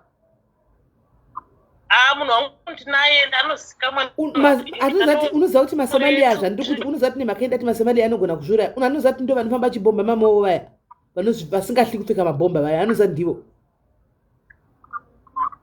ndivo ndinavo zvewe vasingahli kupfeka madzibhomba vaya unomira pakati pemo orilaita bhomba kuti bum otozviputisa naye richiputisa nemoni yese ndivavo ndosaka ndati uchenjerere anozvisa bhomba aiwa ipapa pakaoma Sisi Melly aiwa asi anyway tichasiyana nazvo zvinhu hazvo zvisina kunaka chokwadi handitika asi thank you ako for being honest wavhura ako topic yekuti asina mboifunga si wataura chokwadi dangotondimbotio Sisi Melly ndivaudzewo kuti ndada ngoti tizivo takawanda here asi ndoziva ndichaziva through imimi but matoita basi safa matove tu kuti vamwe vari kufona rikatimbohwa vamwe vari kufona. All right, Nina, thank you very much. Guys, whether you like it or not, it's happening. whether you like it or not, it's happening, guys. Timbofonera bhegu yanga chiona.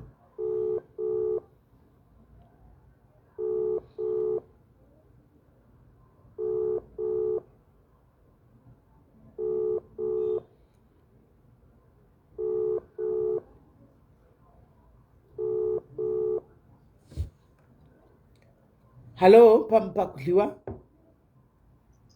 Hi, Sally, what do you say? Tiri aha, iwe unyatsoliwa na bosi chaiko iwe voice iro.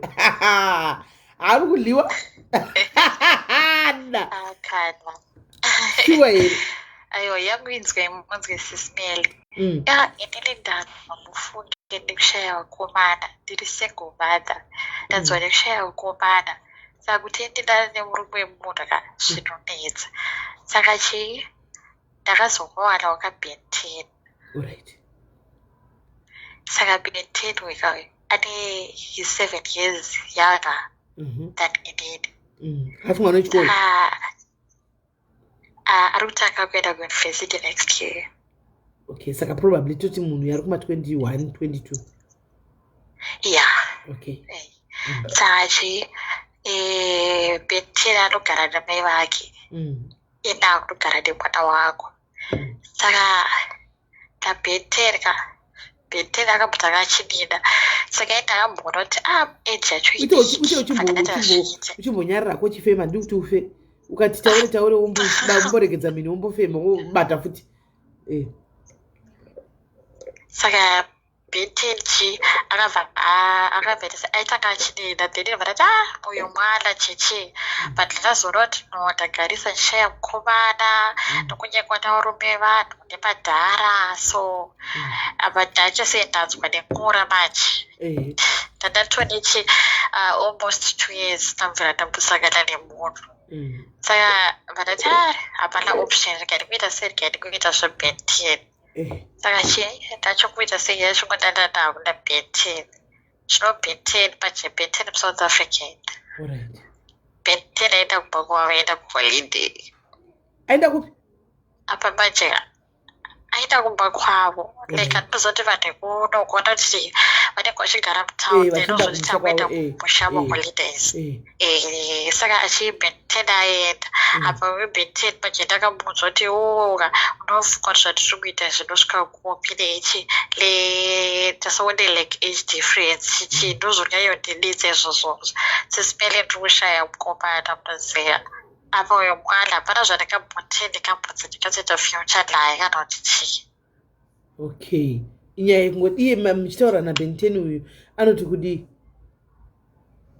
Obviously SIS MELLY mwana kauyu akatishenda iwewe. Ko zvisikana zvake zvechidiki. Iwo horovi here zvisikana zvake zvechidiki kana kwamona nezvisikana zvake zvima2000.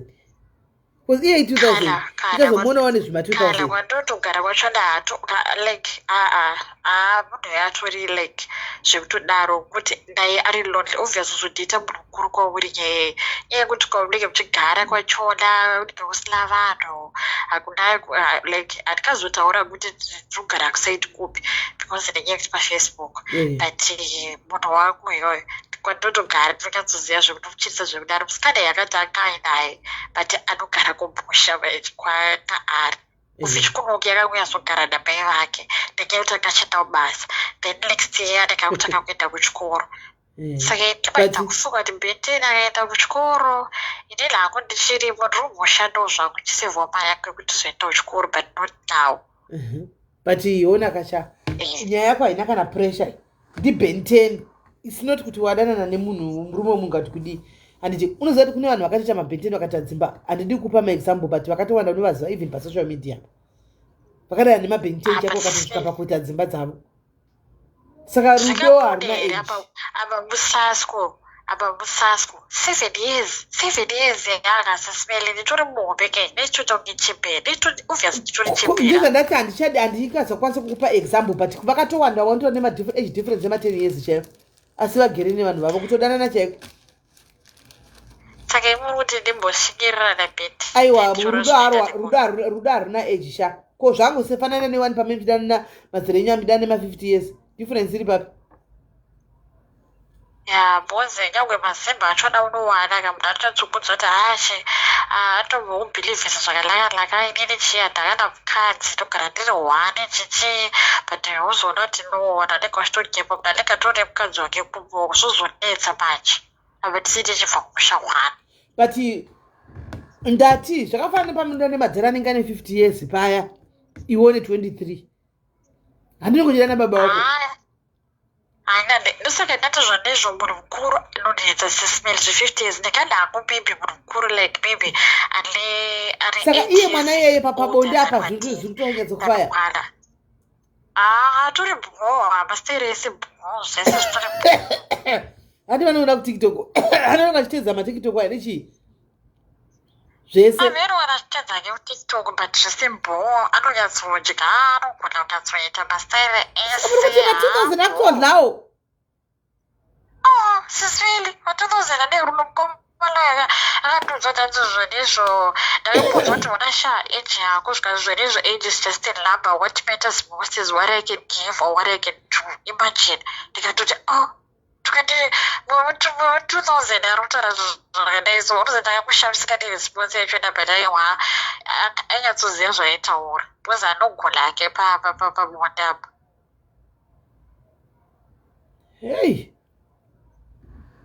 Hanzi nakudzi age is just a number. Intine 34 murume wangu ane 30 ende zviri kutofaya. Saka ndiwaona kuti age is just a number. Kuzvekuti musaswa ndaisismeli. Kumusaswa asi munhu. Musaswa ndomatya. Musaswa munhu sha.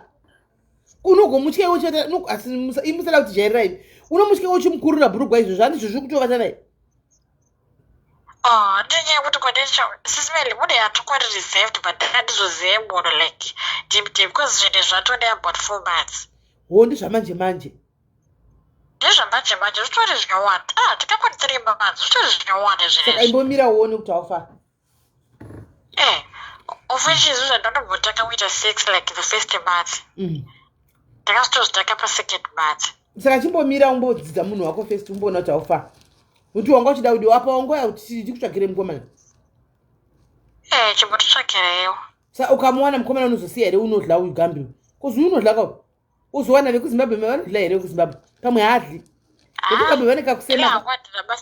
Hazvina basa sismeli zvebonde kanya hazvo. Munhu anogona kukwirawo zvirozoti kudya izvo kana usadya iyo. Nikwajera. But ini ndiri kuda kutsvaga kudiwa sismeli. Ndirespecta.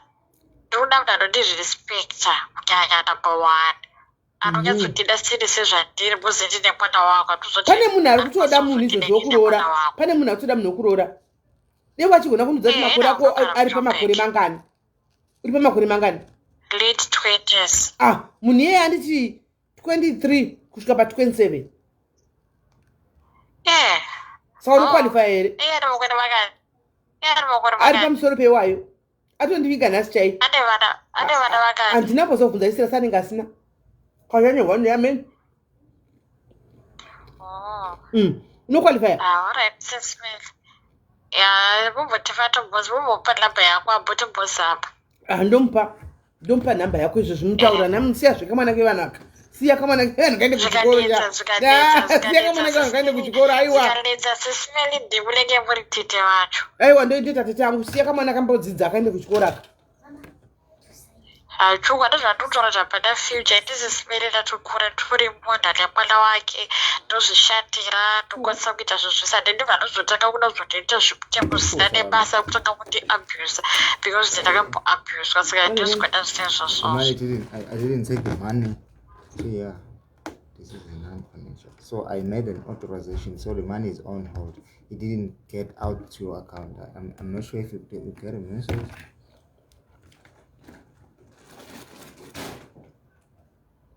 Let's check. Hello. Hold on. Okay. It seems as if it went out. Here it is. Can you open that message, please? Reserved. It says no. Reserved. If you look Where at is the it? bottom, it says the money is reserved, which is correct. So right now the money is the bank is putting it away. So that means it will get in. No, it will not come through to us. Why? So what happens is when you go to front office, sometimes they would ask if you want to do a pre-authorization. So basically, when you say reserve the money, it's so you can sign to the room. But when you go downstairs, when you check out, you would still have to pay. It's just to say that you have a certain amount. No, I mean, let's talk of this one, all right? It's saying reserved. Yes. And for purchase, right? Yes. So I don't understand when you say it's not gonna go through. How? Why? It's just how the system works. Really? You would, if you would have to go to front office after doing a pre-authorization, 'Cause- you would still have to pay. Because it deducted already, you see? It didn't deduct. Check, It look says at this. here, there's a slip. Where's your slip that came out? It says here, this is a Your first non-financial slip, transaction.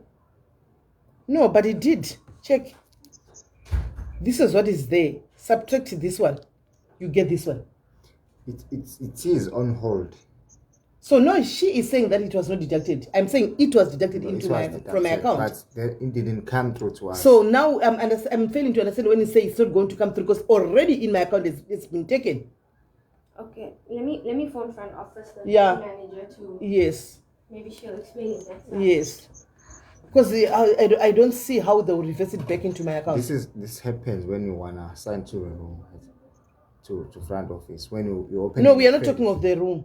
We are not talking of the room. We are talking of the payment of the food. Okay, I understand. I understand. But I'm saying this usually happen when you wanna do the credits to the room, so you can sign when you order. So, food, but you we sign didn't to do room. credits on anything. We paid. Yes, we did. Yes, That's and as if already you- the money has been deducted from my account. It has been deducted. Here is the proof. You can see. This is the bank statement from my phone. It has been deducted. Why is it saying reserved? You see all of them, but they go out. All of them. Check all of them. Check all of them. Hello, it's me. I can see. Yes. But when you see here, this is a non-financial transaction. Let's go in. I request your bank statement. She's coming now. Okay. I request your bank I statement. think maybe we not Because you explaining see all of them Yeah, here. they all say reserve. I see Yes, that. and the money is even being deducted. All of them. You see, all of them. All of them. If it was not deducted here, we're going to speak otherwise. To say, okay, probably something happened. But it was deducted into my account. That means if I do another transaction, I'm paying twice. She's gonna come. Yes, she can come. Okay, guys, there's a little problem here that we are going to sort out, but it's fine. Let's go ahead. Let's go ahead. Let's wait for the manager to come. How? Oh, you didn't see that here I was on live. Okay. Yeah, saka Taurago. okay, ndaidziriri saka sesimeli ndozvishatira tori munhu atori independent. Yeah, saka ndomunhu andingachidi respect number 1. Right. Andingachidi. I have this, the one that I told you that I was talking to today. He told me from 2022 to 27. So as soon as we are done here, I'll hook you up. Then you can talk. Alright, Sis Melly, thank you so much. Okay, now you can release your nose. People won't. You die, you suffocate. Now you can release your nose. We'll talk on WhatsApp. Okay, Sis Melly, thank you so much. All right, sharp. Mine ndinodambuka sikana munangu bata mino. Mine ndinodambuka guys munangu bata mino kudai. Right. Mira ndikumpa munhu wanga shora naye. Ari biko.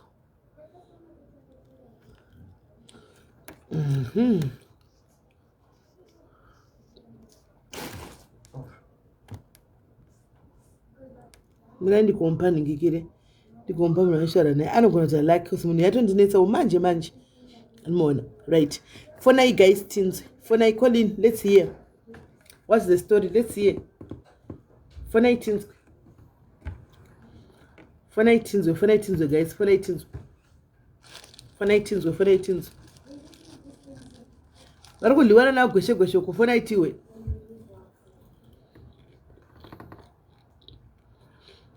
vari kudyana na gweshe for 90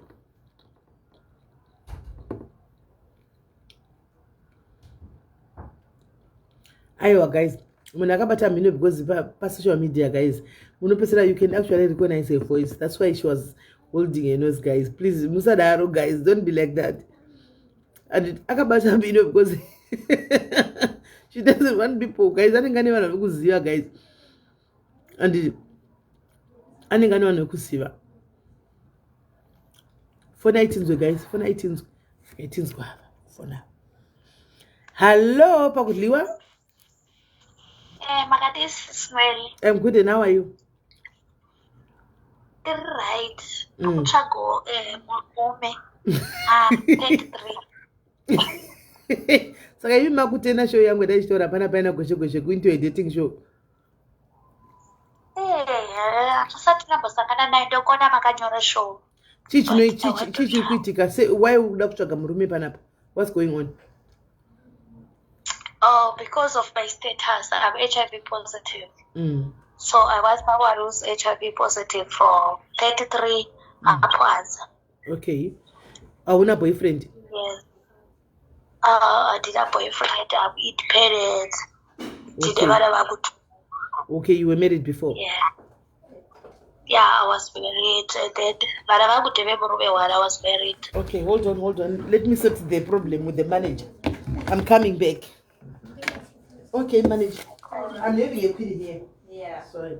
Cause, right, this is 411 that we used, right? You see it deducted from my account. And the reserve that I'm talking about, all my transactions, all of them, all of them, the says reserve, but the money will be out. The money is already out from my account. So there's no way they can ever reverse it back into my account because it's already showing that I bought what I bought from the Edwards. You know what happens with the pre-auth, it on your end will show as if it debited. However, it's just hanging on thin air. It's not in our bank. It's not in your bank either. So what we normally do in front office, if you want to sign to your room, so we do a pre-auth like this because it has an auth number. If it was a sale, then it says it's a sale. So, and then in checkouts, once you've done everything in your room, then we take the pre-auth and we cancel it with the amount that you've used for your stay. So currently with the pre-auth, it's just hanging in thin air. We don't have the funds. No, I tend to disagree on that one. Check your statement. This amount, if it's not yet into your account, it might be probably there anytime. No. Sure. That one I'm sure, 100% sure. 100% sure. If it's not tomorrow, tomorrow Saturday, we can call in the bank. No problem. Yes. We'll also then, I'll get my manager in the morning to call our bank. Yes, to that would be clarify. perfect. That would be perfect. However, If it wasn't, because there is no way, once it's taken out, there is no way they can ever reverse it into the account. That's what I'm saying. Reverse it. I'm saying on my party. If it's like this is reserved, if it was the only account that was saying reserved, I was going to think otherwise. But now all the accounts, all of them. Where's your slip, your copy? What copy? The one that he gave you. It's done, yeah. You see? No, but you see, even here, it says here, auth only. This is a non-financial transaction. But it's already, yes, my query is, I'm not the bank. Yeah. It's already taken out of the bank from my account. I am not in the bank.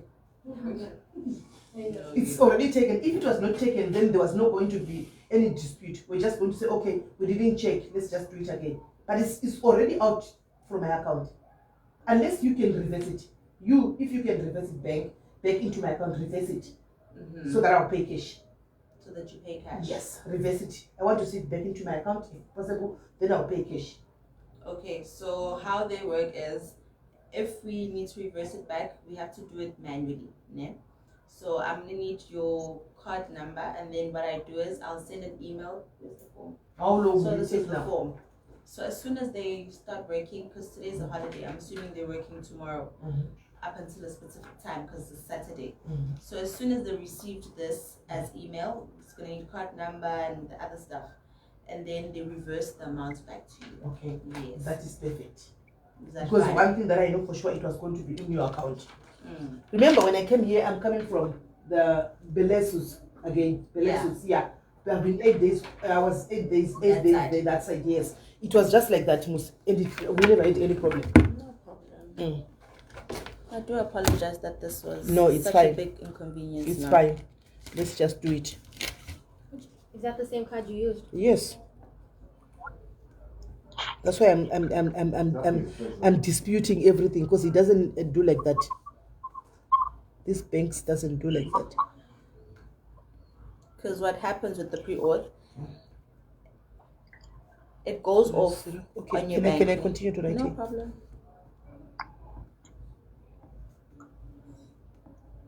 Right. Thank can you use very this. much, ma'am. Okay, bye. There we I'll go. just hear from you. No problem. I'll just Okay, get the sure. manager from tomorrow to contact you, okay? All right, sure.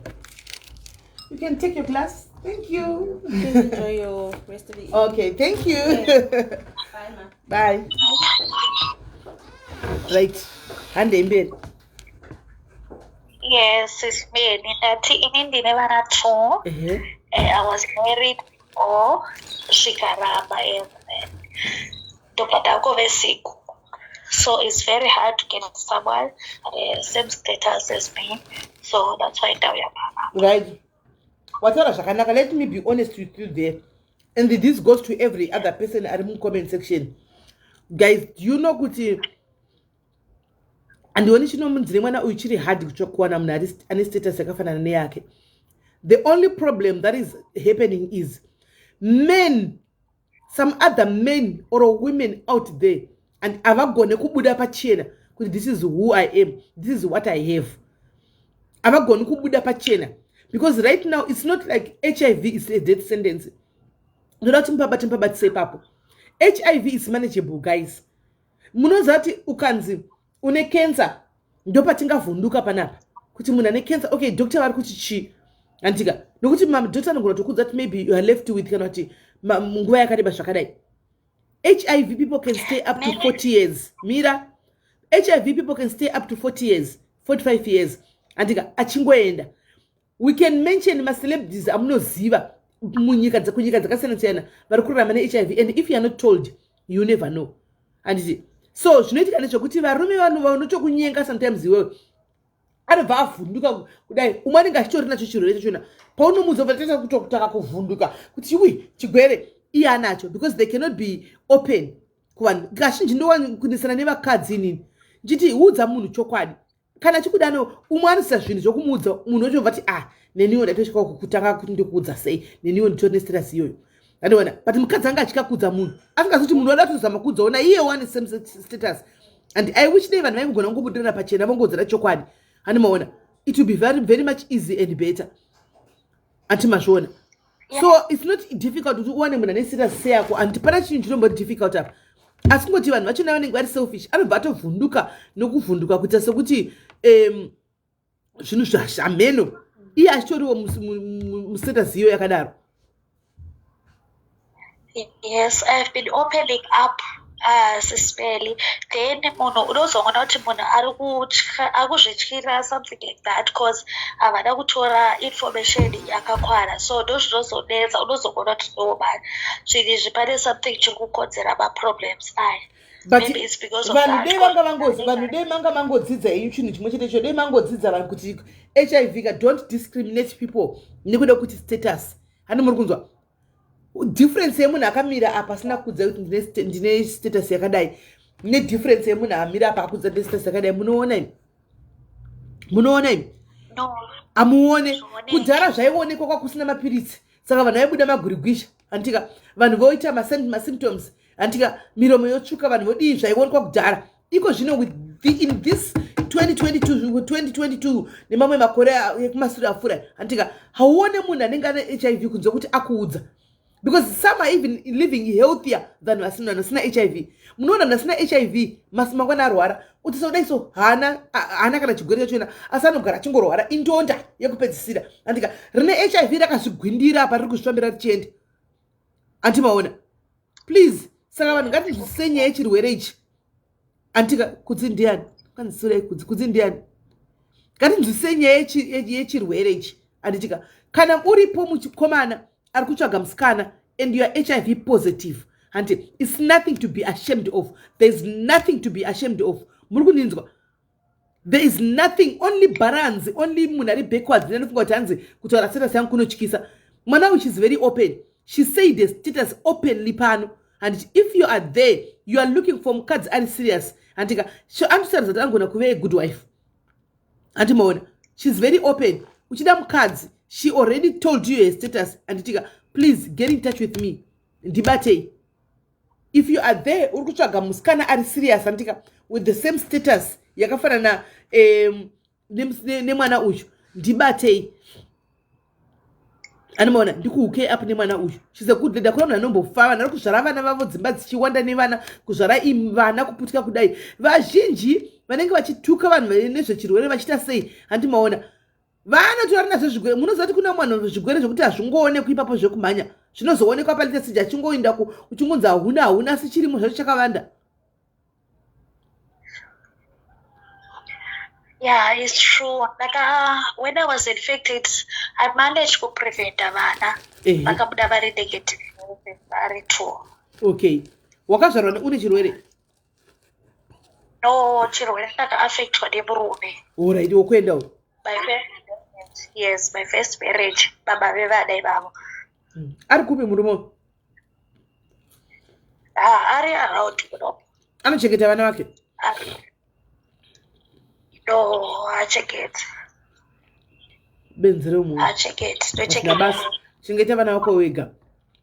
Andika, chengeta vana vako ava nabasa.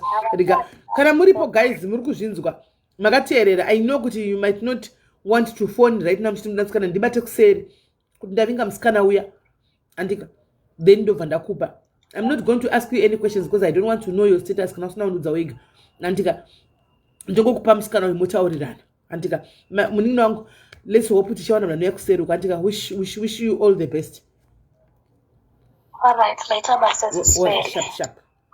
And one thing that I applaud, and I always tell them, chokwadi, kuti ndo zvandiri. Unoona, voda kunyebedzera kutya dzvinyu vari mavayo vakasungirira masi anakonda muchiuno, masi nyoka muchiuno. Tadza kutorora mukadzi akanaka uya nditori right muchitonyebedzera kutya dzvinyu panapa. Right. Fona itinzwe. Varipo here vamwe?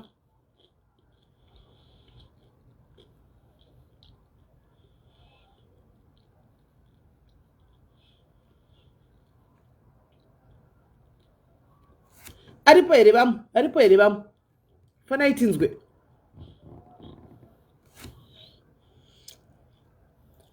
Wangu mningna. Hello vakoma. Ndeipi? Muri sei? Mushe kanjani? Mushe tiblokereiwo anonzi Kudzi uyo ari pa program. Comment yake yaisa, it's so degrading. Ndopi. You know, it's people like that vanoita kuti vanhu vane chirwere, you know, vafeel so bad. In this day and age, mazano vanhu vane HIV should not be segregated just because they are HIV. Vanhu vanobata HIV. Kudzi, can you please remove your comment? Iri kupi comment yacho? Can you please remove your comment? No, sometimes we need to educate Anokada instead of just blocking them. We educate them, my sister. No, because atsiurwa nevanhu ka arikuto, you know, arikutoramba achitongonyura ma-comments ari mayas Kudzi, Kudzi, can you please remove your comments? Kudzi, please remove your comment. Ndatoona kuti uri papi. Remove your comment. Remove your comment before we block you. It's not right, Vakoma Meli. Comment yakanzi mwari vanochengeta. Aiwa. Anyora comment yekuti pafona musikana uya angaripo ataura nezve HIV status yake. Iye abva ataura kuti munhu ane HIV bodo, something like that. Implying kuti no. Kuti Hanzi ati sorry one. Hanzi ati sorry one. Sorry yeiko mwana muduku. Haunyare iwe akumbira regerero asi hana kubvisa comment. Iri kupi comment yacho?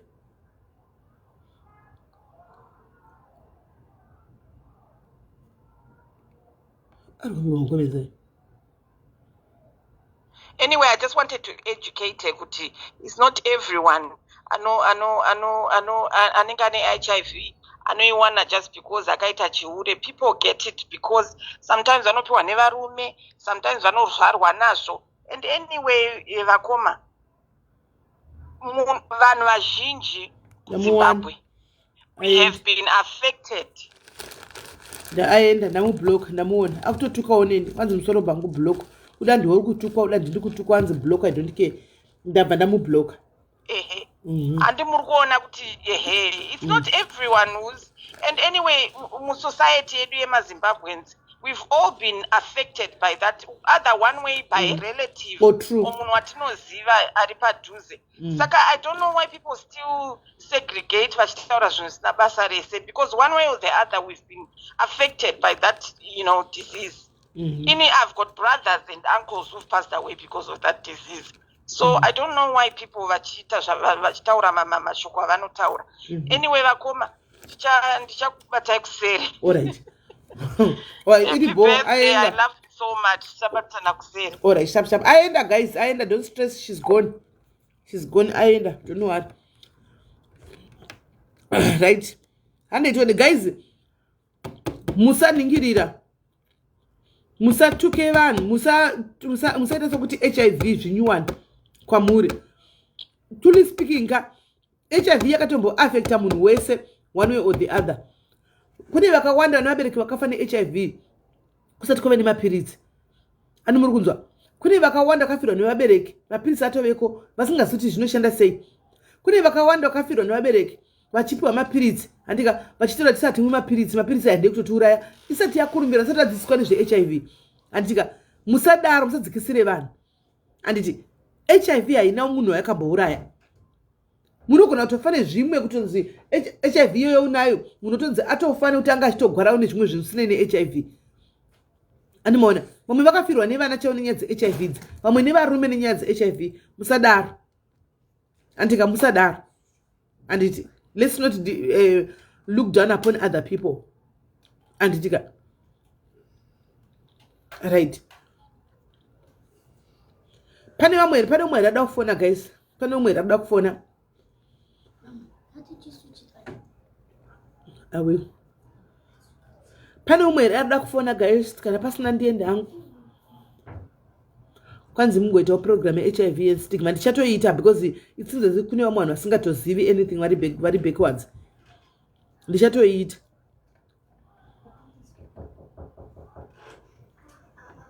Open up.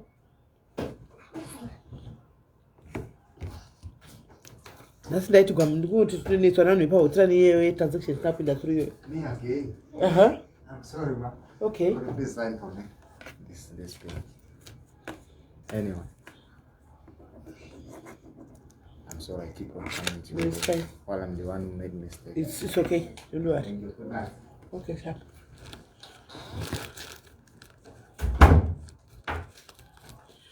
Chetaura nezvazvo guys, ndichatsvaga vanhu vari ma-experts eHIV vamboya vataure. Handika vanogona nyatsodzidzisa nezveHIV izvi.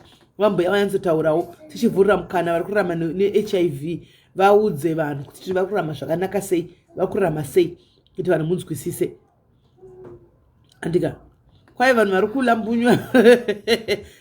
Vari kulambunyiwa kuonana nabhosi uku. Kuita kuliwa, kuita kusukwa unikikiri uku.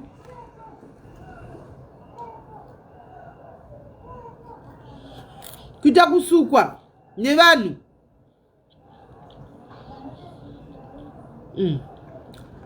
Right, pane umwe rada kufona.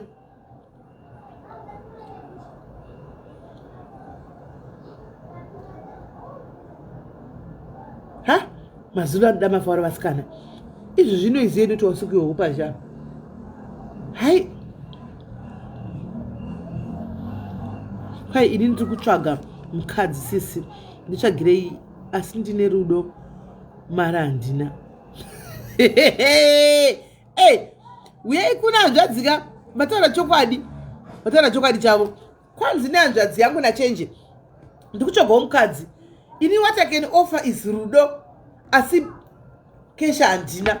Kana mchiti kesha hamuna hanzvadzi, mukuru kuti hamuna kana keshi yekuti muchengete mhuri yenyu hamukwanisi here hanzvadzi, mukuti chiko. Mama, Escutaman bumped into a tree. No. Yes. He didn't die. I don't know. Hello? Hi, how are you? Did I tell you to say? tiri right. So I need to hijack your show. In the young so check your one chance young. Okay. All right. Yeah. Iri In kupi? angu wame section wakangondituka ndikuvaendera one by one. Aiwa. Don't usada. Iri kupi hadzadzi yako? Ari kuzimu. Okay. Ari HIV positive. No, ari negative. Okay. Akambopinda munano. Unfortunately, akashayikirwa nemukadzi wake. Oh, saka uringoda ko munhu anochengetana nehanzvadzi yako. Saka ndikungodo is in like from Tongoti is I don't think up for 36. Manje. But he's in it. Ari kuzviziva here kuti urikutsvagira mukadzi? Aiwa kuzviziva ari kuzviziva but munongoziva varume vane pride vane ego. Akatoti achindibatsirewo kutsvaga vamwe vacho vaanga achimbodana nawo nengu pane dzimwe type dzaunongondowa uchingoona kuti pakaipa. Right. Mazviwa comment section. Saka muri kuda munhu ari kuZimbabwe chete? I think munhu ari kuZimbabwe ari nani because vanenge vachionana. Chinonetsa nyaya dzedistance dzindopa kuzoti munhu anenge achidyiwa nemaSomalia. nemaSomalia musadaro vedu here. Kana tada kuronga chinhu chine musoro, I think it's best if we just panzvimbo one.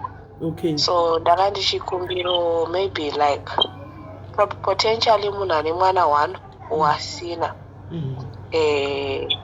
Anozviitira ane one but pakaitika zvakaitika mwana akaendowa ari kuchengetwa. Hanzi mudhi wako anoshanda kupi? Ndingangoitawo mumwe munhu wanogona kumechana nabhudhi wako.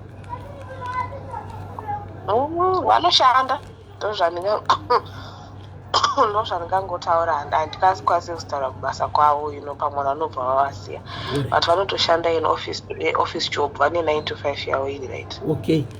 Kwanzi vanoshanda vane basa ravo rakanaka 9 to 5 job ravo riri bo vanoshanda. Saka potentially ndikawanawo munhu waanozvishandirawo basa riri decent kana kuti ari kuedza notoyave kuti mukomana asingakuitiri chakati tongodo vanhu vari independent vanhu vakamira pachokwadi pakuda kuroorwa kuita vanoda kuti vanoda kufara. No, there's nothing wrong with that but apa tikudo munhu wekuti vanhu vanosetla vozivana mune zvakanaka uchinzwisisawo situation yemunhu muchinzwisisana muchidzidzana kusviko zvakana zvikabudirirawo zvosvikawo mumarriage. Hatisi kuti munhu anouyawo nematerms and conditions ake kana asingado zvebota vanongotaurirana kuti ngatimbomirai but my main request is at least ngabvo pa25 kusviko kana kuti pa32 ngangewo I think tikati akadzidza tinenge tichiomeserana but ngava ari munhu either ari kuworka on a certain skill or a certain skill anozvishandirawo. Obviously mukadzi usada kuchengetwa but todawo vanhu vekuti uri wega you can survive. A man is just a bonus if it makes sense. Aiwa kam kuye madhimbo nongozokuya madhimbo ndagara pasi sei hakuna mbonzi basa kwanzi bring a skill kutsvaira mubaisa skill ka hamumudere house girl. As long as no, there's no problem with that. As long as achigona kuzvichengetawo handiti nekuzviriritira. Munoziva problem iripo kusvika tazosvika kunoku unoona vanenge vane mentality yekuti haana zvaanotombokuitira isusu tikuda munhu ari pachokwadi ari kuda munhu noti ari kuda zvaanokwanisa kuitirwa nemunhu because murume wese anoshanda anokwanisa kukuchengeta but iwewe manje iwawo independent iwawo independent. Zvinokubatsirawo kana newo mangwana even family inokurespectawo. Muri kuzviwa katimu uri kutsvaga murume uri kuZimbabwe paita murume pano. This is a big snake. A big one like this. Where is the snake? It's outside. Everyone is screaming. Anyway. Alright. Anditika uri kutsvaga murume anditika paita murume ari kuZimbabwe ane basa rake rakanaka asi iwewe hanzi iwawo munhu anounzawo something on the table, somebody who's independent anogona kwete kuzomirira kuti kwai murume anonipa mapedzi handika ndosaka awana nchiyerera ropa because handina mari yemapedzi. Ita something chekuti unowana wakadiwo wakazvimirira. Kana uripo murume ane makore 36 iwo uchiitawo munhu ari below 36 30 to 34 handimaona. Kana uripo ubva wandibata kuseri handi. Kana uripo afarira hanzvadzi ma from 20 alright kwai from 27 zvichikwira saka unondibata handika ndokuita ndokupawo kumatete ava tete vokuita hukwapo handimaona. hatisi kudaita zviri mujolo zvekuti anenge ane 5-6 aiwa izvozvo kusemu handimukunzwisa kuti munhu angatombori mumba. He's been there done that, so he just wants munhu wekungoti azivani naye waitawo settle down kana vanzwanana you know zvevanhu vachiri kutamba vachiri kuda kunonwisana doro and stuff. Well, there's nothing wrong with that, but motsvaga munhu ari to settle down. Mazvinzwira anditika please munhu akadzikama ari kuda zvokuvaka. Munhu uyu akashayikirwa nemukadzi pari kudiwa munhu akadzikama ari kuda zvokuvaka chaiko chaiko ane mwana wake 1 kana kuti asina preferably munhu ari kuharare andika kana tongoti kuzimbabwe anyway zimbabwe hapanapo basa anyway kuzimu chete. Kana uripo please wondibata andika ndokuita ukwapo nevatete mosangana nehanzvadzi anditika alright vatete pakanaka chaizvo regai ndigozona ndinacho yadokuudzai. Okay, thank you so much. Alright. Hanzi na change ndakwenda kukonja. Hello pakuliwa? Hello? Yes, muri sei? Mafara makadien. I want to eat. Hello? Yes, tukunzai. Hello? Hello? Dukunzwai? Hello?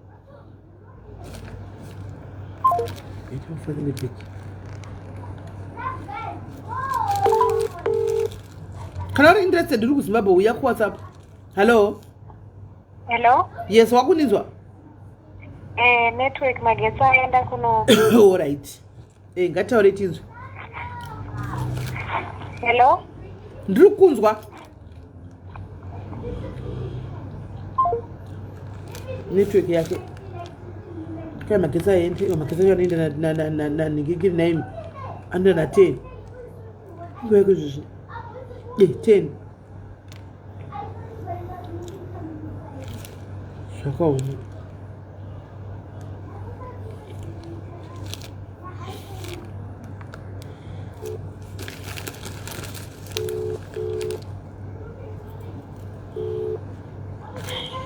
Hello? Hello? Hey. SIS MELLY. Kuni sei? Regai ndivhare bhido. Vara. Yangu inotyisa zvandakaita rimwe gore. Handi muchiri kutaura yana gweshe kai? Alright. In 2018 handiti. Ndawana basa pane umwe muNigeria. Saka muNigeria uyu aive mukadzi ane vana vake 3. Murume aishandira kuAmerica. Handiti. Saka ndakashanda almost 3 months murume asati auya. Ndobva azosvika navepo murume.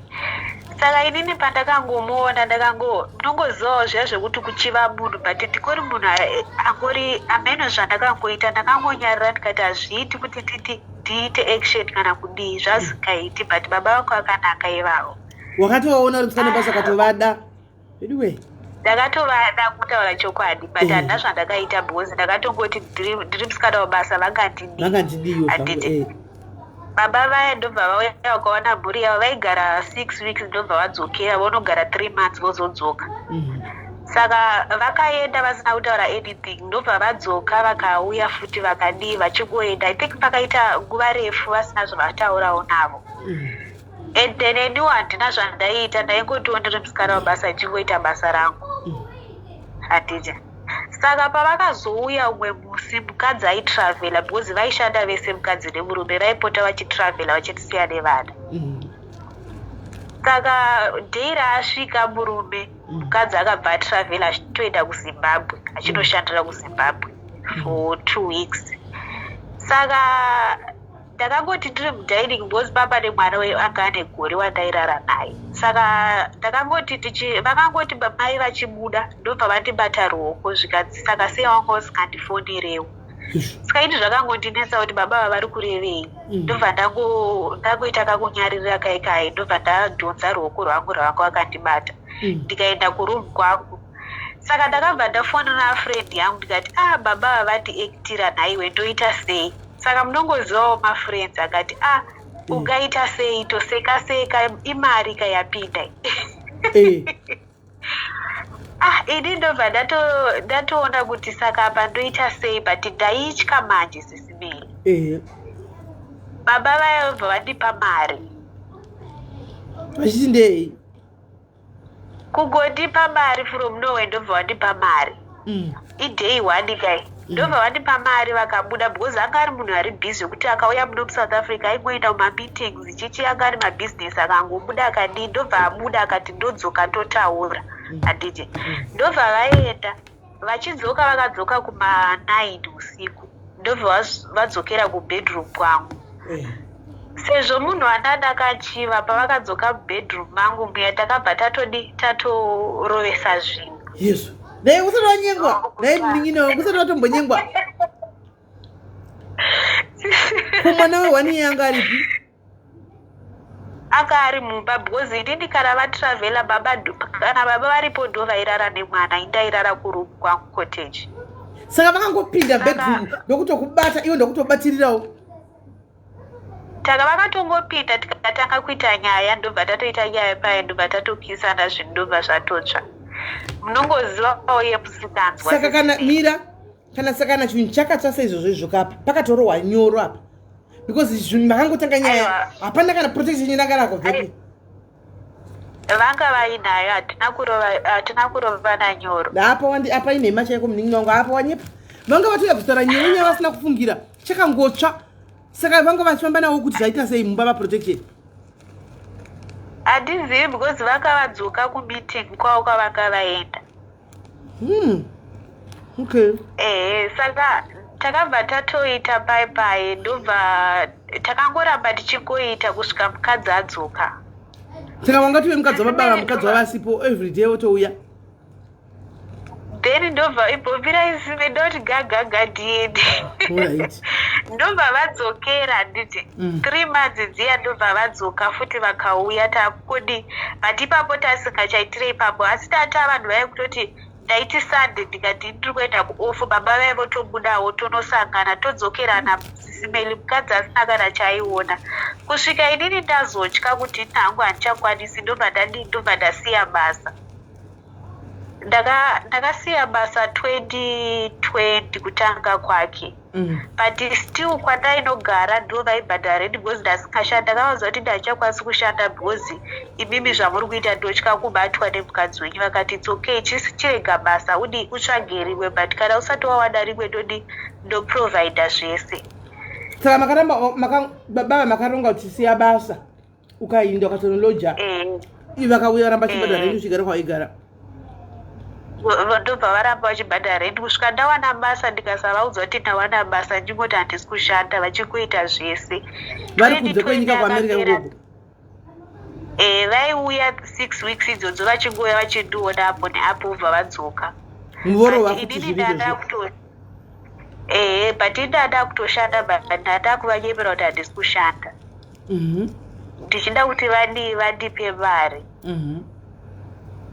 2020 vakapera vachingouya kurumu kwangu kwandairendawo kulocation kwandaigara vaitobva kwavaigara kumasabhabhu vachiuya kulocation sisimberi.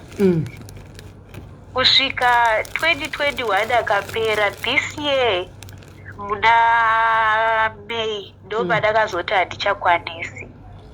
Nekuda kwei? Sisimeli it's a long story because toda kuiwa chakaitika. Alright, ndiri munhu ane chivanhu handiti. Alright. Saka zvanga zvakuramba vaitondudza kuti siya zvauri kuita ndezvechihuri hatizvidi. saka indai kuti ndiri kuda mari vachiti basa takakutsvagira wanune basa rakanaka mazuva ano chisiya zvinhu izvi taikuramba sisimeni kusvika ndine nguva yekuti kana ndikatorambidzwa madhiri angu iwawa ndinosvika pakusema munhu like pakusatonzwa kuda ndotoshaya feeling. Saka pavakazouya iyo muna May this year vakatoti ngatisangane kwakati because ndandava tikumba kwangu hamuchakwanisi kuti muuye vakati ngatisangane kwakati ndikati it's okay ndobva vanobhuka kwavakabhuka pakuti uya ndakangonzwa usimbe hwekutongosimuka pana ndakagara ndobva ivo vabhoikana nazvo kubva ipapa hatina kuzombotaura tese ndobva ndachinja nhamba. After 3 years uchingoita zvinhu izvi musikanzwa sisimeli kukura I think like munongozivawo kana tichikura tinoita zvinhu zvakawanda I think ndingangoti musikanzwa but ndingangoti futi kudzidza zvinhu zvatinoita iwe waitotsiurwa neiwo manjozo ako iwayo aitokutsiura manjozo ako kuti usadaro iwe uramba uchita nharo akanditsiura from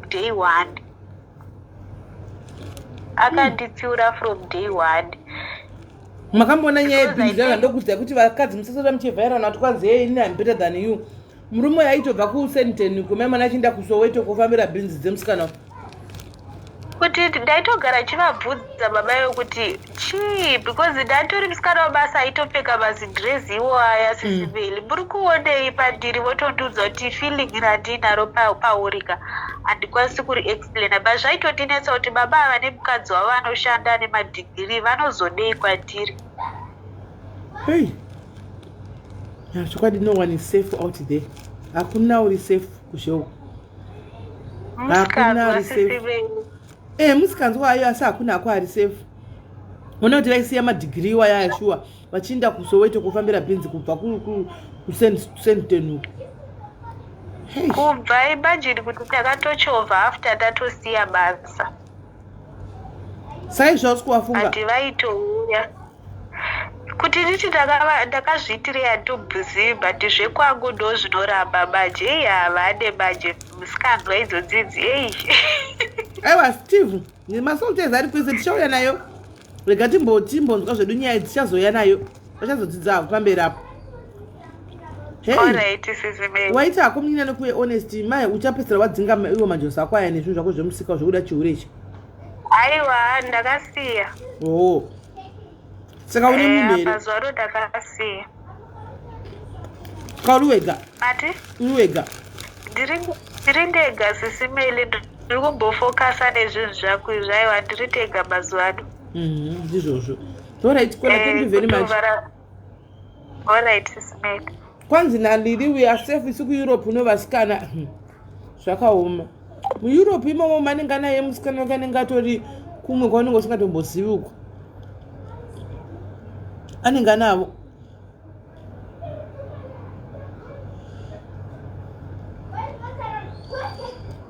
Right guys, pane umwe rada kufona guys. Pane umwe rada kufona. Madzidzi aka guys. Musasiye hembe dzevarume dzakapukutiswa zvinhu pasapa muchingoti nana sisi kana weda kuya kuzotora zvinhu moti musabate icho ndechekupukutisa vanhuwo vane mafeelings vana mai dzidzai kumbobuda muchero hembe dzevarume wenyu muchiita mega muchimbogadzira iwo mabedroom ndezvaigona mabedroom aya musangopinze vasikana mumabedroom pindawo woga mubedroom ako uzviitire ani mazwa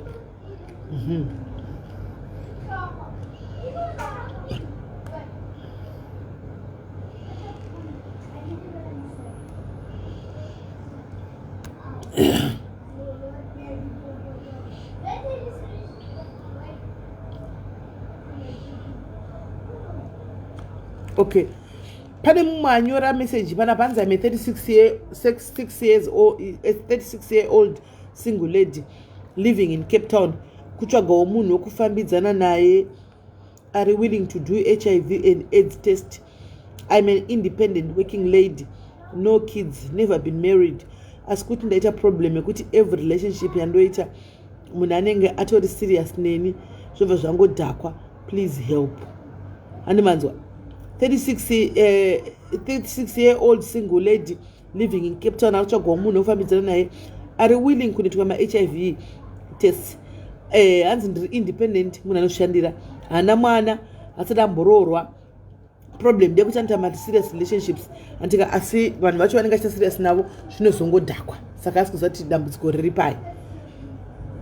Animaona dambudziko riri pai asi kuziva. Saka please kana uripo uri kuda baby 36, she has never been married, hana mwana, andika anoshandira, she is an independent woman, wondibata andika mondibata then ndokudi ndokusanganisa ine musikana uyu.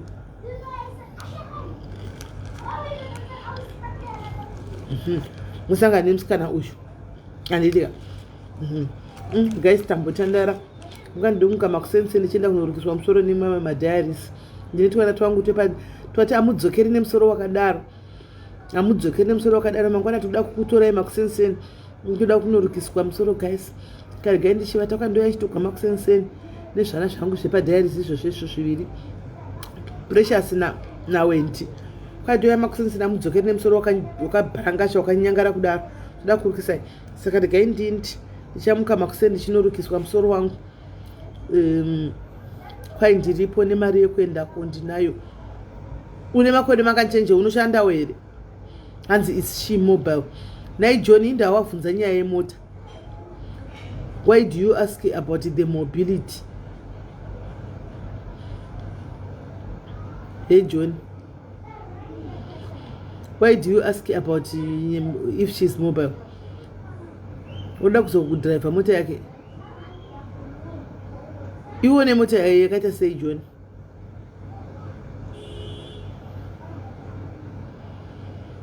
Iwone mota yakaita sei John?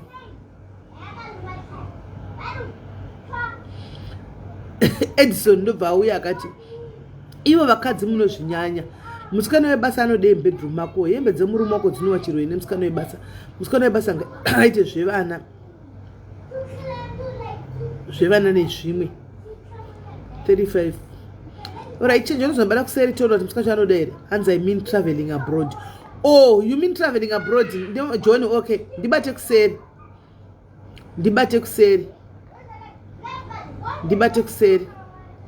Hanzi thank you Precious nawendi. Ndibate kuseri then ndo motaurirana, haisi nyaya. Ndibate kuseri ndoku hanzi na John Edi yake motikari ane Land Cruiser. Okay, no problem. Wo traveling abroad ndibate kuseri, handizivi pamwe mapepa ake anenge anawo ekufambisa, handizivi anouya kana ane mapepa ake anouya, handizivi zvemapepa ndandafungwa kuti ari mobile, ndikati asi kureva kuti ane mota here, kuti kuda kuzodriva mota yake. Saiwa handanzwisisa manje. So guys, good night. Ndokubatai mangwana, saka mukarara istoita sei? Hanzi nale totandira mangwana, tokokontinya mangwana, tokontinya kapata sira ndakataura ndikati tiri muna December tikutongofamba nebhora cho chikada kuti everyday akuna manativhunza zvatiri kutoita izvi. Tokontinya kamangwana, handi mangwana weekend tokokontinya, handiti takataura ti holiday one tiripo. Vamwe tichangoenda kuZimbabwe nekudzoka, tita tongokontinya nawo my life everyday, titikokumba tichiite zveni, tichite hapana kuzokutotamba zvedu tichita my life. Animaona. So guys, I love you so much. Take care of yourselves. Kwanzirai urarai kuzvitwovu nguva ichi. Ndosedza kumuka makuseni because ndoda kumuka makuseni sekunorukwa ma11. Sanosedza kumuka. Marara boga saka tobatana mangwana. Thank you for the stars guys. Vese ma stars. Thank you for the stars. Thank you. Mchazomaona kuti ma stars achashandei kumberi uko anditika. Mchazomaona basa rema stars kumberi uko anditi. Guys, 8 days to go to my birthday. 8 days to go to my birthday. Guys, 8 days left. Hey, to be turning to 44. To 44. All right. Muna ne keke rangu ite keke rangu ndipe kasha. Muna ari kuita keke rangu akati ari kunditira keke ya bwana uya please. I'm waiting for my cake please. My cake oh. Right guys, murara bodo batai mangwana ndika. Love you so much. Take care. Mwah.